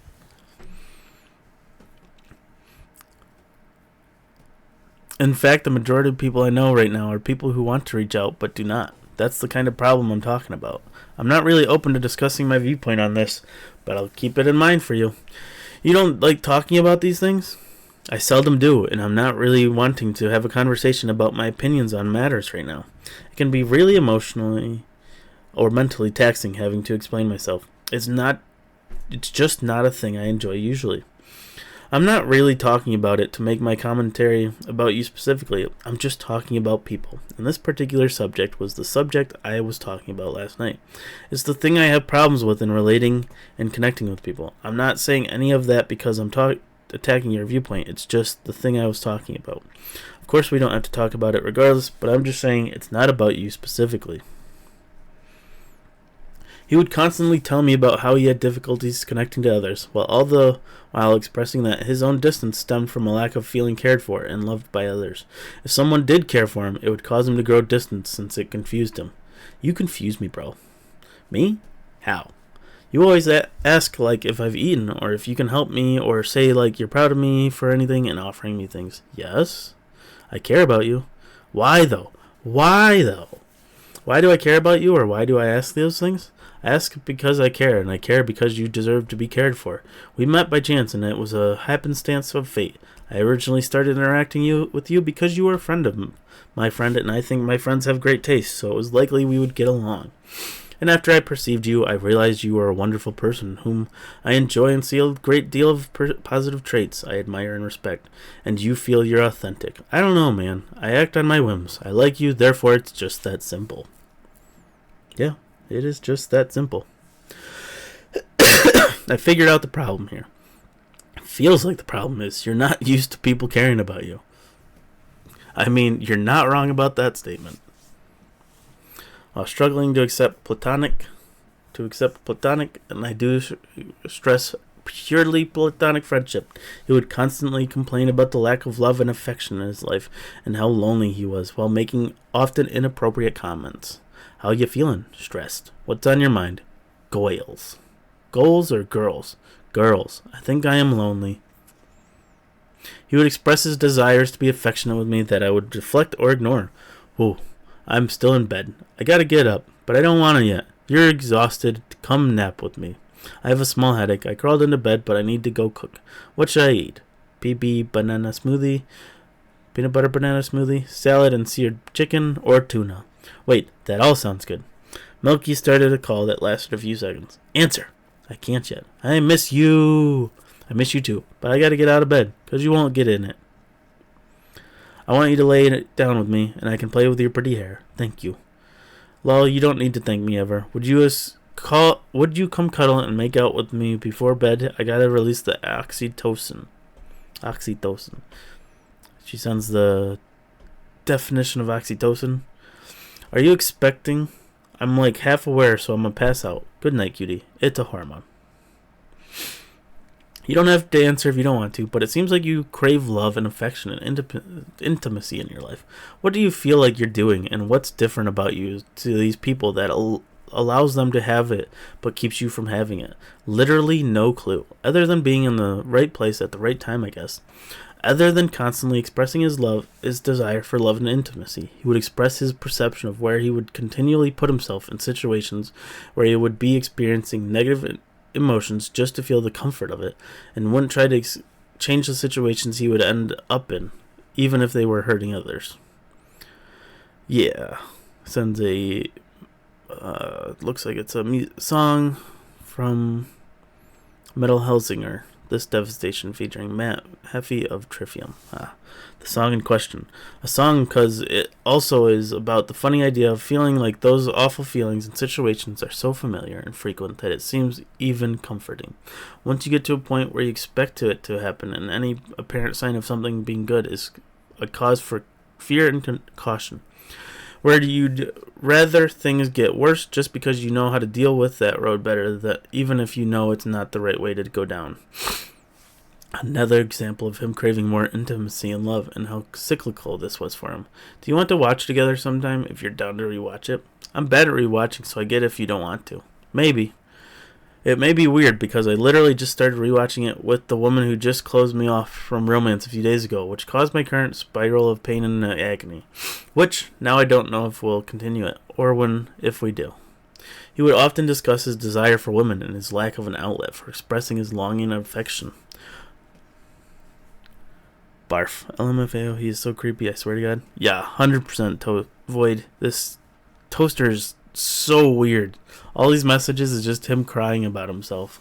And if somebody else cries about him, then he freaks out and spams a giant wall of text. He would often discuss, I'm proud of you, thank you. I wonder how much of a pain is specifically not having blank around to be my comfort and outlet of affection, and how much of a pain it is just not having any outlet at all. Not to mention the fact of just like having her for a moment and then not. Desire just superseded by another stronger desire after the first was satisfied. The feeling from going from not knowing what you wanted before, not having such a painful longing, then after experiencing for a short time, then having to go on longing for more.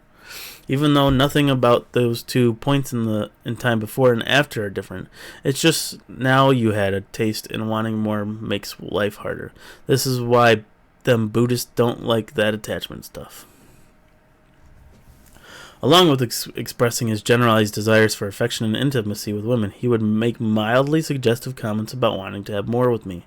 Clips so you don't get spoiled.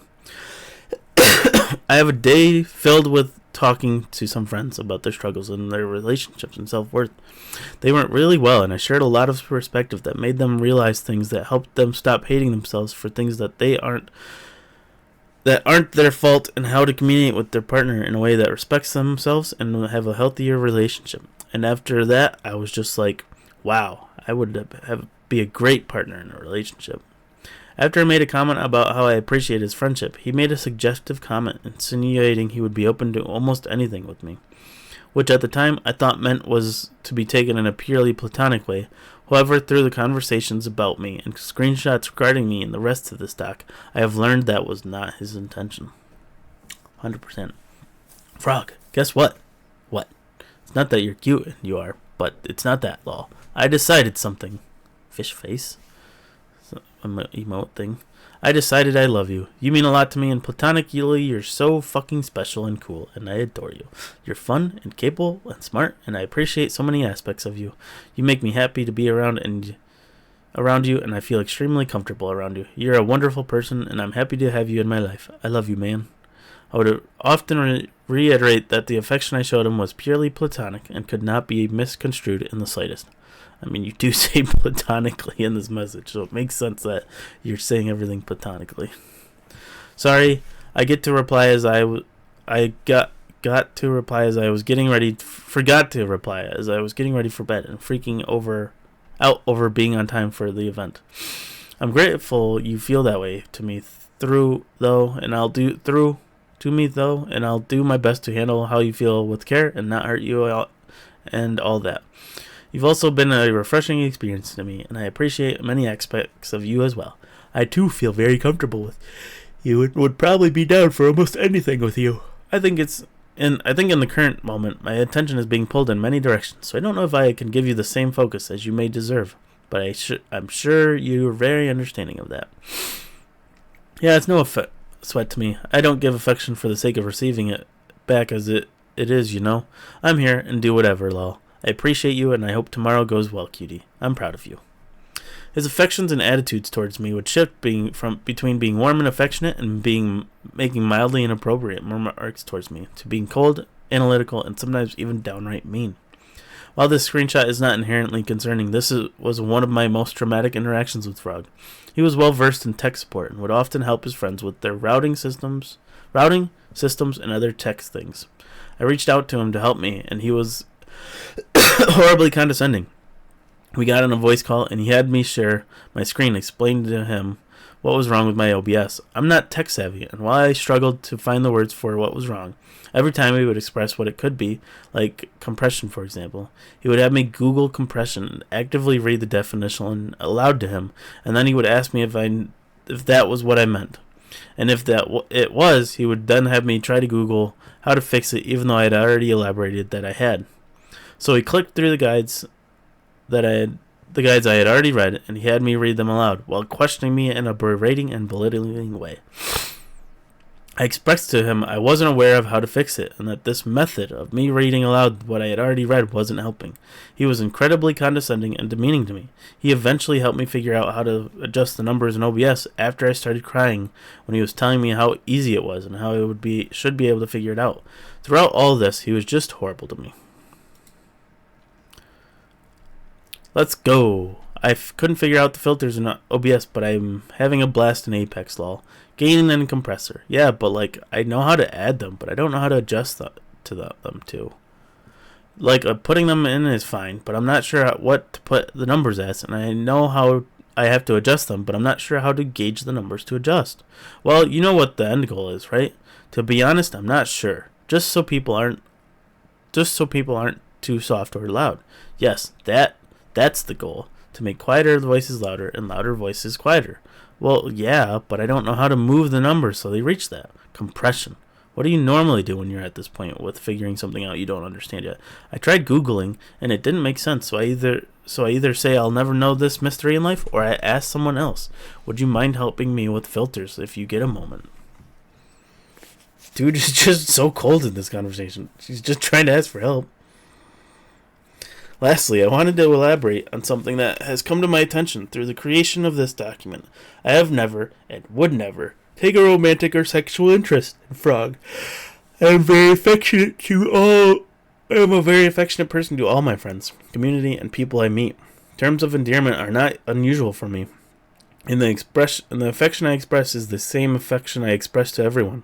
The messages I have sent using positive terms are the same terms I use for everyone, and could never be taken as anything beyond platonic, since it was well known to EvilToaster that I communicated to everyone this way unilaterally. Throughout our entire history and every interaction, I have been nothing but purely platonic and tried to act in the most sincere way towards them. All I wanted from them was a genuine friendship, where I could be supportive and kind towards them without anything more.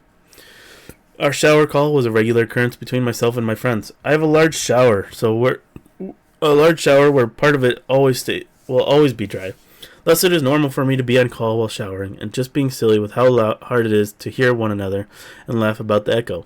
No cams were on. There was never anything lewd or sexual on my part. All of their suggestive comments at the time I took as simple playfulness from someone who didn't know how to properly communicate affections, and I thought it was him trying to open up to me. It is absolutely appalling to me to see how he misconstrued our dynamic to others, and how he suggested the possibilities of more with me, while treating me so coldly and horribly. He alluded to such a different dynamic to others. In hindsight, it is such a shame it took so much for me to distance myself from him, and that I allowed him to treat me this way for as long as he did. In my last year of VTubing, I've come to respect myself far more, and would never let this happen again. Through this document and sharing my experiences, I hope that others won't be put through the experiences I was. I hope they can love themselves enough to know their worth and not to be treated this way while trying to build such a one-sided friendship while being sexualized, used for inflating egos and demeaned. While these experiences are my own, I know many friends who have similar and grossly uncanny experiences with EvilToaster who weren't comfortable coming forward due to his influence. Serna's note. I do want to say that Milky tried her absolute hardest to be a good friend to Toaster. I believe she went above and beyond to make him feel cared for. There were and are a lot of people that try to be friends with Toaster, and good ones at that. But that doesn't stop him from making tweets like these. So you have to ask yourself, what is he really searching for? Is it platonic intimacy? Is it to be one of the girls? Or is it something more than that? I can't handle this anymore, man. I'm so tired of being the person that gets my friends to stop being so terrified of my other friends, just for them all to start being better friends without me, and do nothing to include me. I'm literally guiding everyone to the thing I can't have. Every convention is another reminder that I'm not one of the girlies. I'm never gonna get the kind of treatment and affection they give each other, even though I try to connect with them. I've gotten better at dealing with that fact over time, but it still hurts to think about.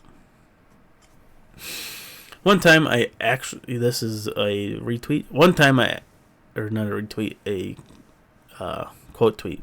One time I actually checked, and no joke, less than 5% of VTubers in my friends list have online enabled. The status means nothing to me anymore. Crazy thing is, I still don't get DM'd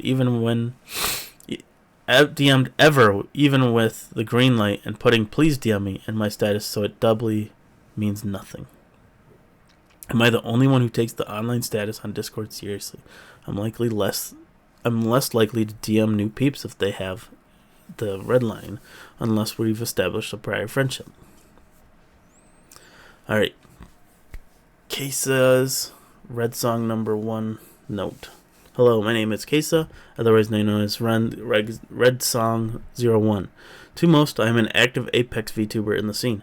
To others, I am a villain that sided with EvilToaster's abuser in an experience he continues to share. Which at this point has been proven several times false in a mischaracterization of events of events in my persona. I share my thoughts and screenshots not to take light from those with more severe recounts, but to supplement and validate the consistency of his actions when interacting with others, primarily those of femme presentations. I did not have direct boundary events with Toaster, but I witnessed how he spoke with others, misconstruing events, denying being wrong, diagnosing others with ADHD, etc., and how he ignored my advice regarding said things. It wasn't until he realized I said I could not be manipulated and commanded to his will that he had all the issues with me. So while I didn't face the brunt of his uncomfortable behavior, I did find my experience in the VTubing community directly affected by him. TLDR, because I did not drop someone he fell out with, Toaster branded me as someone who sides with abuse and / sympathizes with abusers. For a time, I had genuine anxiety when venturing into new VTubing spaces, and on occasion broke down under the weight. The idea of being ostracized and my career stifled / killed because of a person of Toaster's high standing was heavily mischaracterizing me, damaged my mental. And I know he spoke about me because I've had several people tell me they initially avoided me because of Toaster. Well, after I had broken ties with him, I'd like to reiterate that I had nothing to do with his event. The only thing I did wrong was that I didn't do what he asked at the drop of a hat. To conclude, Toaster hasn't been the most truthful, whether out of ignorance or malice, especially if it's for their own gains. They believe their thoughts and words stand true. Anything that doesn't align with them are stupid, false, and aren't worth their time. Listen to what those affected have to say. Believe their feelings of anxiety and pressure to be true, and support not only those that spoke up about Toaster, but those that still fear what they could say should they speak against them.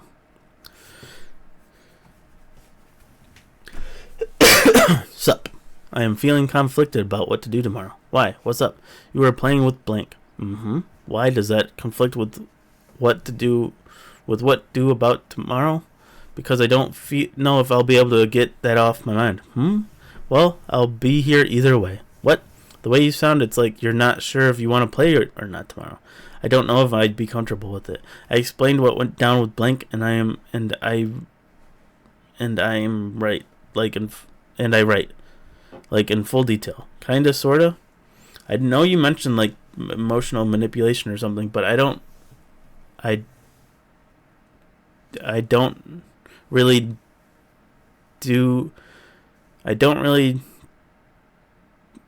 hold deets. Just you and blank have cut ties and all.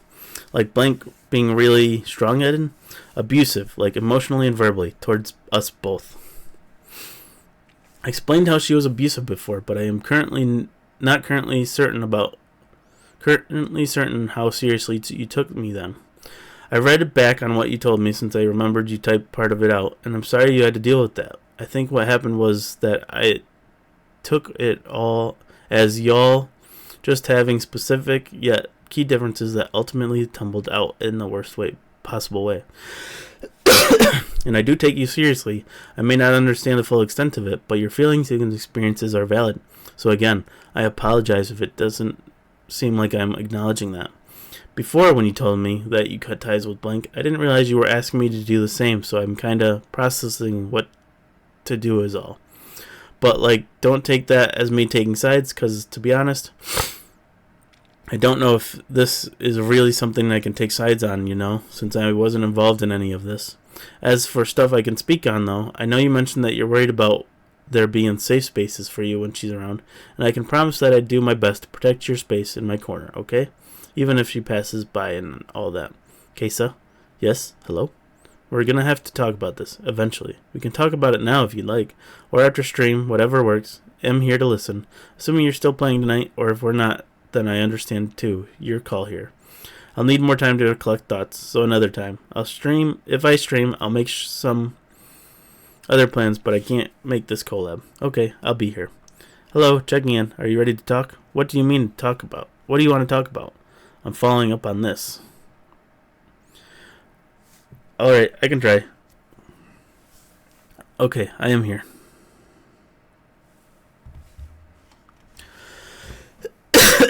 To give you the full extent of why this is so affecting, I also want to reiterate quickly how things were before I go and to get into this circle of friends.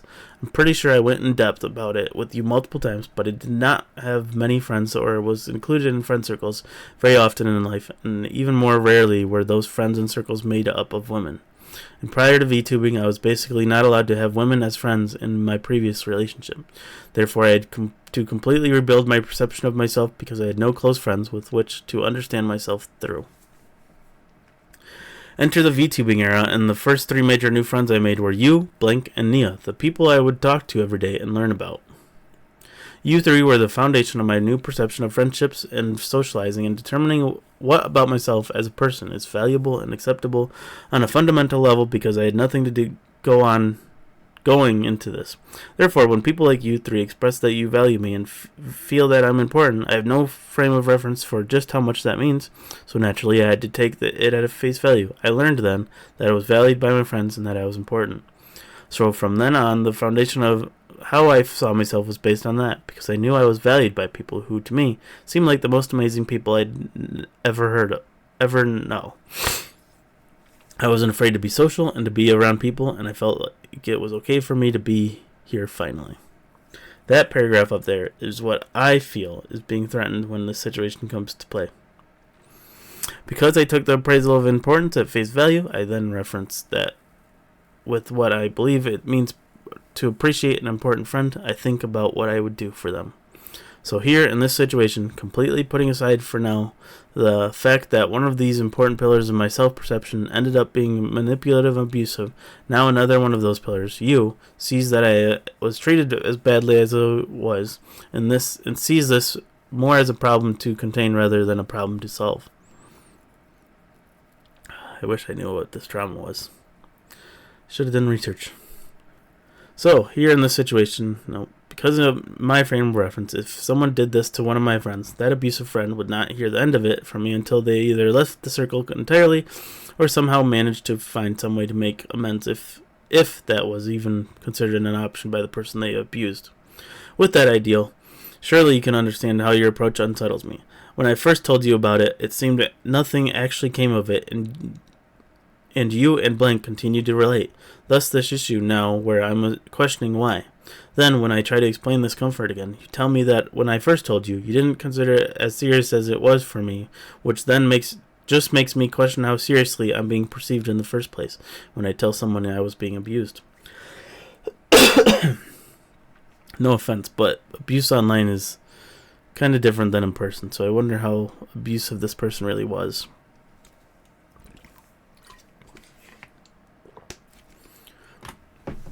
So, the double serving of shaking the fundamental ideas that gave me the social freedom to make friends and feel comfortable around people, from both being shown that stating that I was hurt and was not seen as serious, and also being shown that if I was hurt by someone, their continued inclusion in the circle is valued higher than my safety and comfort within the circle, is doing a lot of damage for my own self-perception and has me questioning who my friends are and who I can trust.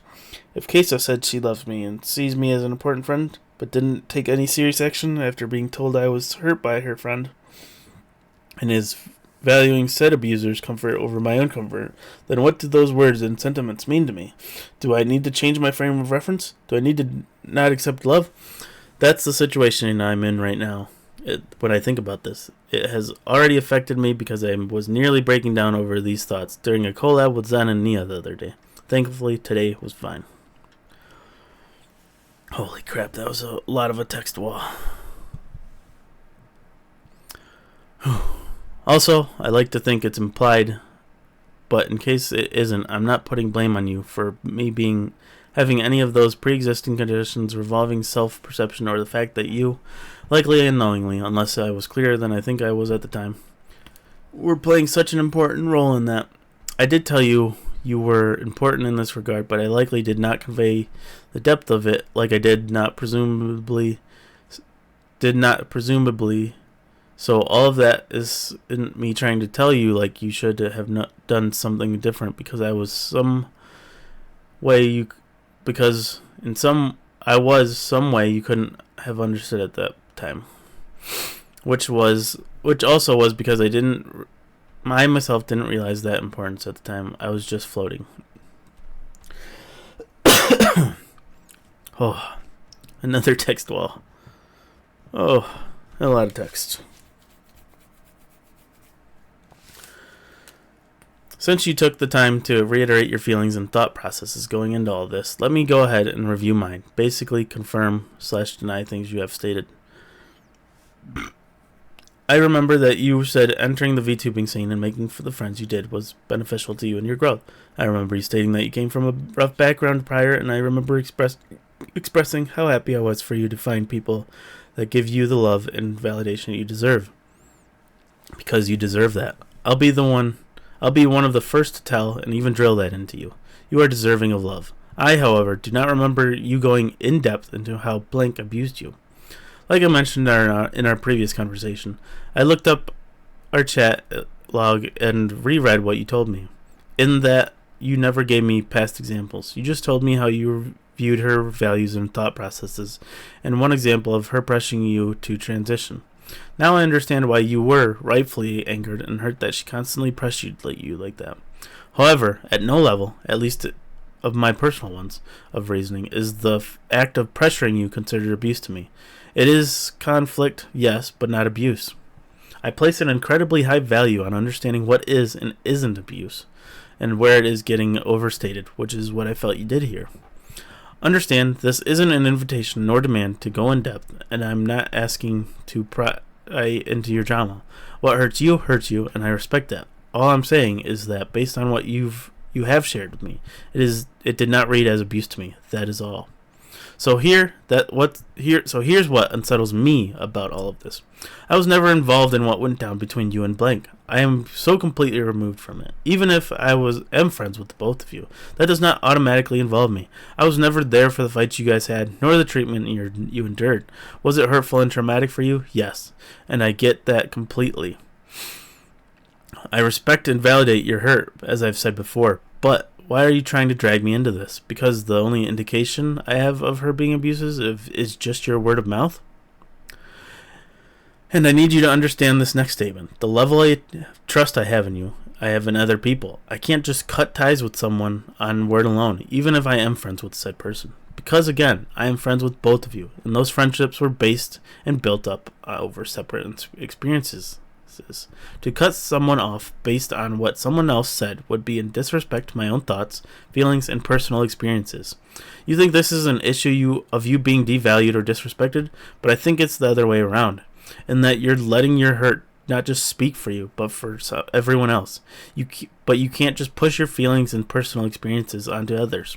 You can't just generalize one experience to speak for all of them. Just because something didn't work out for you, it doesn't give you the right to speak for others or tell them how to act or think, and that's where I have to draw the line. Because you can't do that, Toaster. You can't just tell others how to act based on your own experiences. Also, I just want to say it's wild as hell that you're saying I am valuing said abuser's comfort over your own comfort and not caring about you enough, etc. If I didn't care and give as much of a shit about you as I do you think I'd have said that I protect your space, or that I'd be sitting here for 2 to 3 hours trying to articulate why I acted the way I did, and try to explain why your line of reasoning is problematic and straight up hurtful? Because I want you to know that I wouldn't have bothered to type all this up if I truly didn't care about you, LMAO. Honestly, what's going on here is definitely a lot. It seems like what Toaster was saying was alright, but Kesa is definitely right in all of this, where it's not on her to just judge this person off of what Toaster is saying, and that she needs more than just words to judge this person. I'd understand your hurt with me more if I continue to try to put y'all in the same room or something, but I'm not. I've explicitly stated already that I respect your boundaries and will protect my space with you, even if blank were to come around. Hell, I see no reason for her to come around to begin with, and I'm just going to tell you right now, telling someone to drop a person based on 0 receipts is outrageous and even borderline manipulative. Any questions? Response? Well, seeing as you're not giving me any indication that you intend to continue this conversation, I'll be taking my leave here.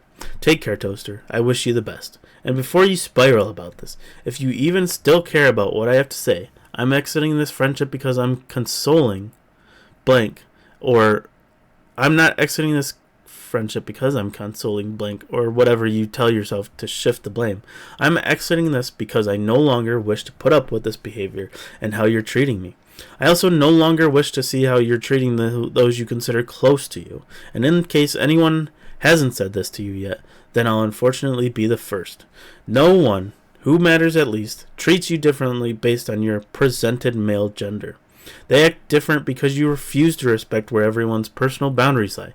You consistently ignore everyone's opinions and viewpoints if they do not match with your own, and rather than listen to you, prioritize vouching how much yours is right, even if you're in the wrong or just different. You also have this tendency where you think you have everyone figured out and you let your assumptions hold true, when really it's up to the person how they want to act or speak around you or others.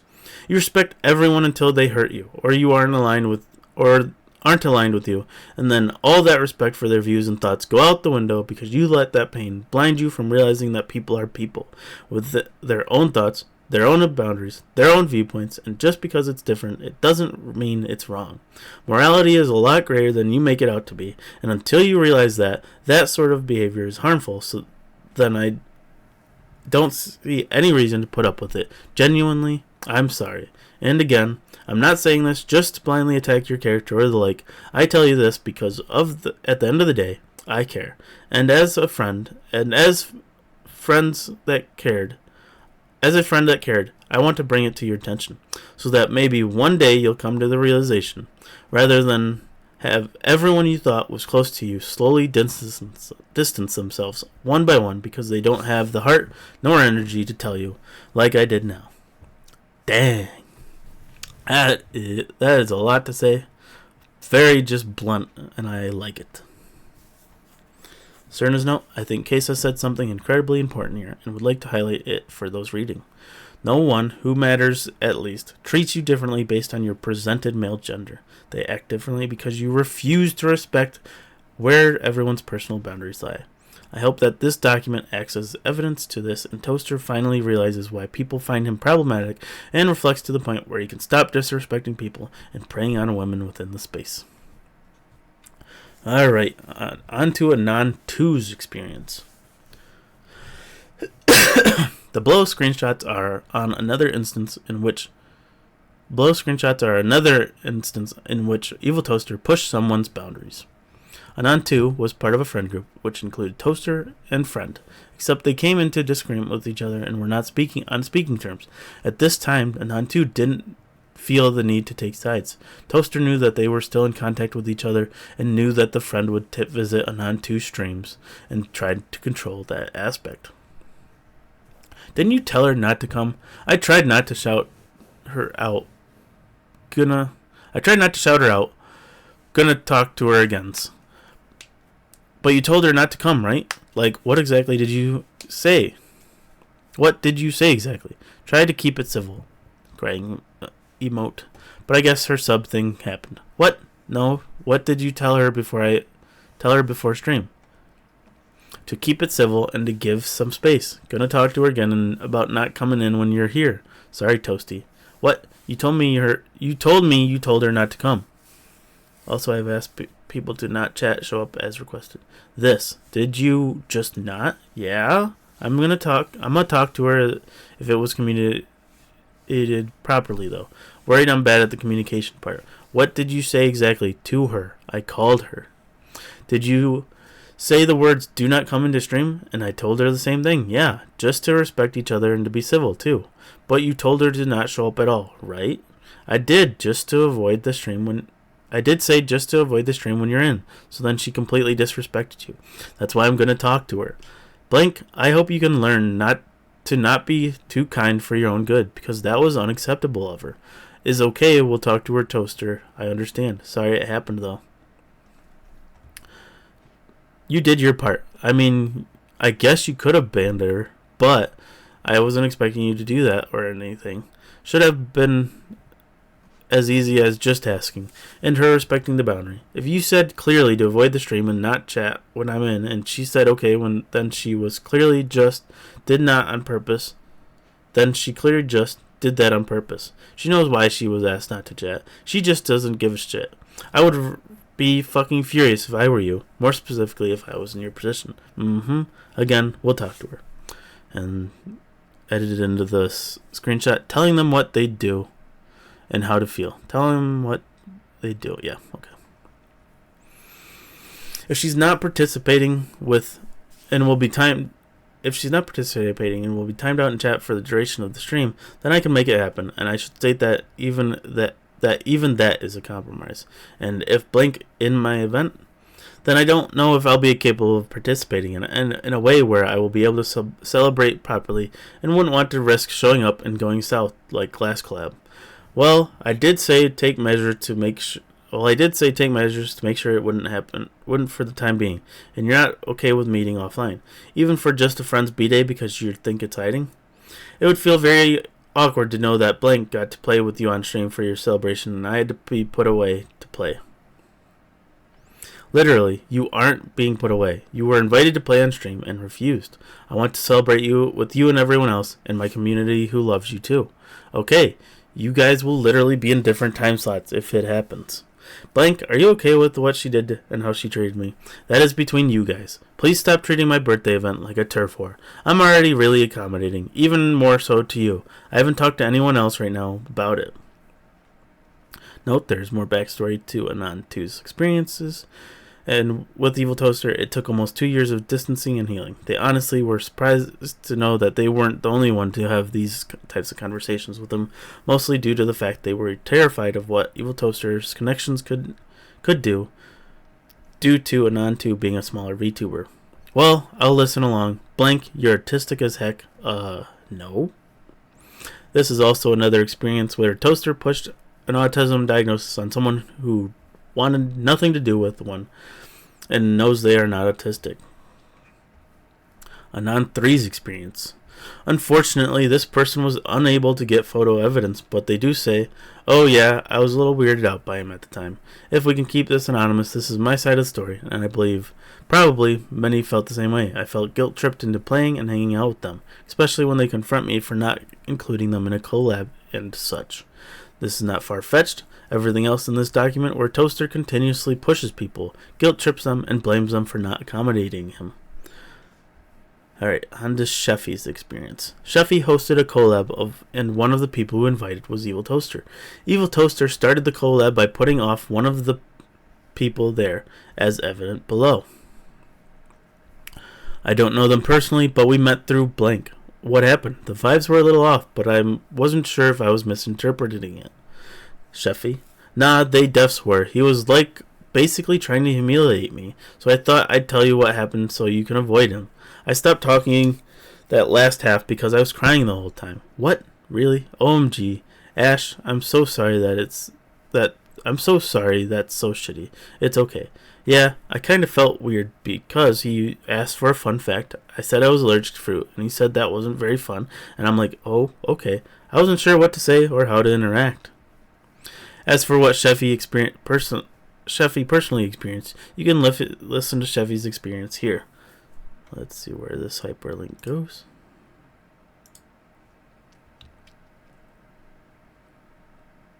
Oh, I'm not going to do that for now.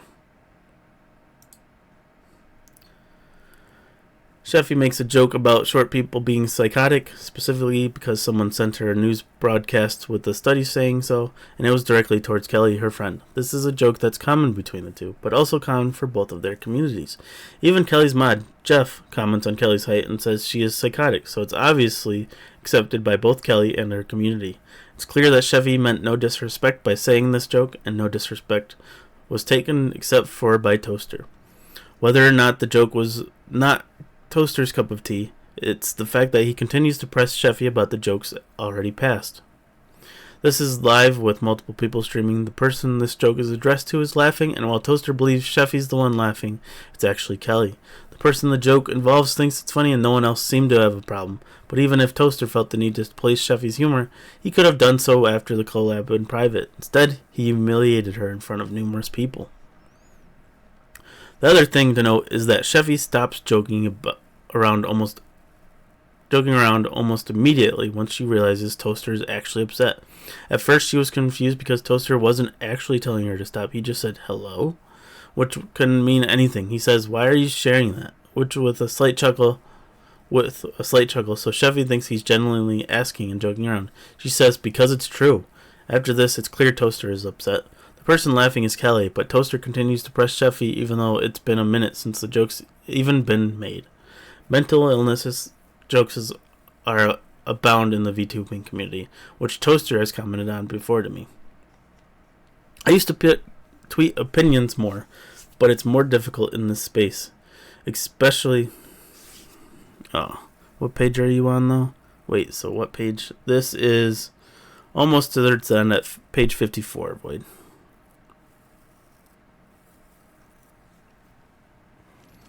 Almost done with it.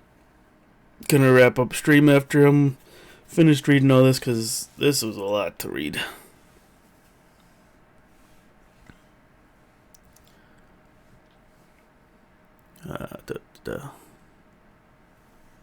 Pog. Yes, it is very pog to read all of this. I used to tweet opinions more, but it's more difficult in this space, especially since a lot of my opinions would easily be seen as an attack on other people in the scene, like the rampant ableism in VTuber humor, for example. What kind of humor? Like, what specifically is common to say? Things like making jokes about PTSD, OCD, etc. I see people make schizo jokes, or make jokes about hearing voices. Triggered humor, obviously. It's very, very common in this scene, and kind of just observed as degenerate humor. It's interesting that he doesn't want to bring this up publicly, because he knows it can be seen as an attack to a good portion of the VTubing community, but has no problem publicly humiliating a smaller streamer live. Despite this, Sheffy apologized immediately during the collab. Hey, I'm sorry, I wasn't trying to make you feel weird or anything. I didn't know you didn't like mental health related jokes, and it just took me a moment to understand what was the issue. No one likes mental health related jokes. Lies. A lot of people do. I added you in chat earlier about the PTSD jokes too. Yeah, sorry, I didn't fully understand it at first, and that's my bad. I'm just so used to different humor with others, but I am really sorry. You should really be concerned about those others. Judgmental. People can make jokes if they want to about mental illness. I don't see the problem with it. Sheffy immediately apologized to Toaster, who did not accept the apology, and took the opportunity to question her friend group as well. It says a lot about Sheffy to apologize to someone who's upset about a joke that wasn't directed at them, and also held no ill intent. It's funny that he brings up her friend group when they share mutual friends with the same humor, but those friends are in a higher position of power due to their larger following. So I guess that's why Toaster never said anything about them making similar / the same jokes as Sheffy did. Yeah, it's past my bedtime since he was late. Then we started even later. Ah, okay, sorry. It's alright. You okay? No. What's up? Sleepy? I can't hold back my tears. Ah, no, Ash. I feel so awful right now. No, baby. No, baby girl. Is it because of what Toaster said or something else? Yeah, I want to leave, but I'm host. I'm just trying to finish already. This had an effect on Sheffy, where in the moment she wanted to leave her own collab and was crying while streaming. But even more than that, she suffered from self-doubt and was nervous to reach out to anyone in the VTuber scene after dealing with this so publicly. Conclusion. I'm sorry that this document was necessary. I've held on to so much Toaster has personally done to me that it is not included in this document because regardless of how Toaster's hurt on a personal level, it is much more important to disclose how he continues to disrespect women's boundaries within the space, controls people, and uses his status with the community to continuously get away with things. I held on to this for about 2 years now, but I realized that if Toaster can ignore public outrage, he will always ignore private outrage. The hope that this document is that for this document is that those reading it who have negative experiences with Toaster that might be too scared finally know at least some people who are speaking out about him. It's to reassure those people that no, you aren't overthinking this. He does invade personal boundaries, he is controlling, and he is manipulative. He is creepy towards women, especially those who do not have a platform similar to his own. Above all, this behavior is incredibly recent and is documented up until last month. I hope Toaster can understand that when multiple friends part ways with you, when groups of people avoid you, it is because you are the problem. No one is out to get you because XYZ said so. You may talk about people and warn others away from them, but no boogeyman is keeping people from talking to you, collabing with you, or anything of the sort. It is not because you are perceived as a man, but because you disrespect people's boundaries time and time again, until their only option is to distance. I don't believe Toaster will apologize. I don't even know if this document will provoke any, in my opinion, necessary repercussions, but I do know that I and many others have spoken their truth and tried our best to get him to realize his mistakes and fix his behavior going forward, or at least console the people who have been doubting themselves with their experiences. I thank everyone who's come forward and helped me create this doc. I thank people who could not speak in concern for their safety, but told me personally their stories and helped me get a better picture of what's been going on behind the scenes these past 3 years. Oh. He doesn't speak for dark humor enthusiasts. Oh yeah, definitely not. Oh, that was a lot to read. Thank you everybody for tuning in. Those of you who are listening and have listened for nearly 3 hours. I think I'm gonna wrap up stream. I hope everyone has a good night. Hopefully those of you who listened to all of this enjoyed me reading and commentating on this. I hope to have more drama night streams in the future. Yeah, they definitely gave him a chance to fix himself. Everybody in this chat, in this doc, seemed to have tried their best to give him a chance. But I hope everybody has a good night. Thank you for tuning in. Ad Wiedersehen, goodbye, all that jazz people say at the end of streams.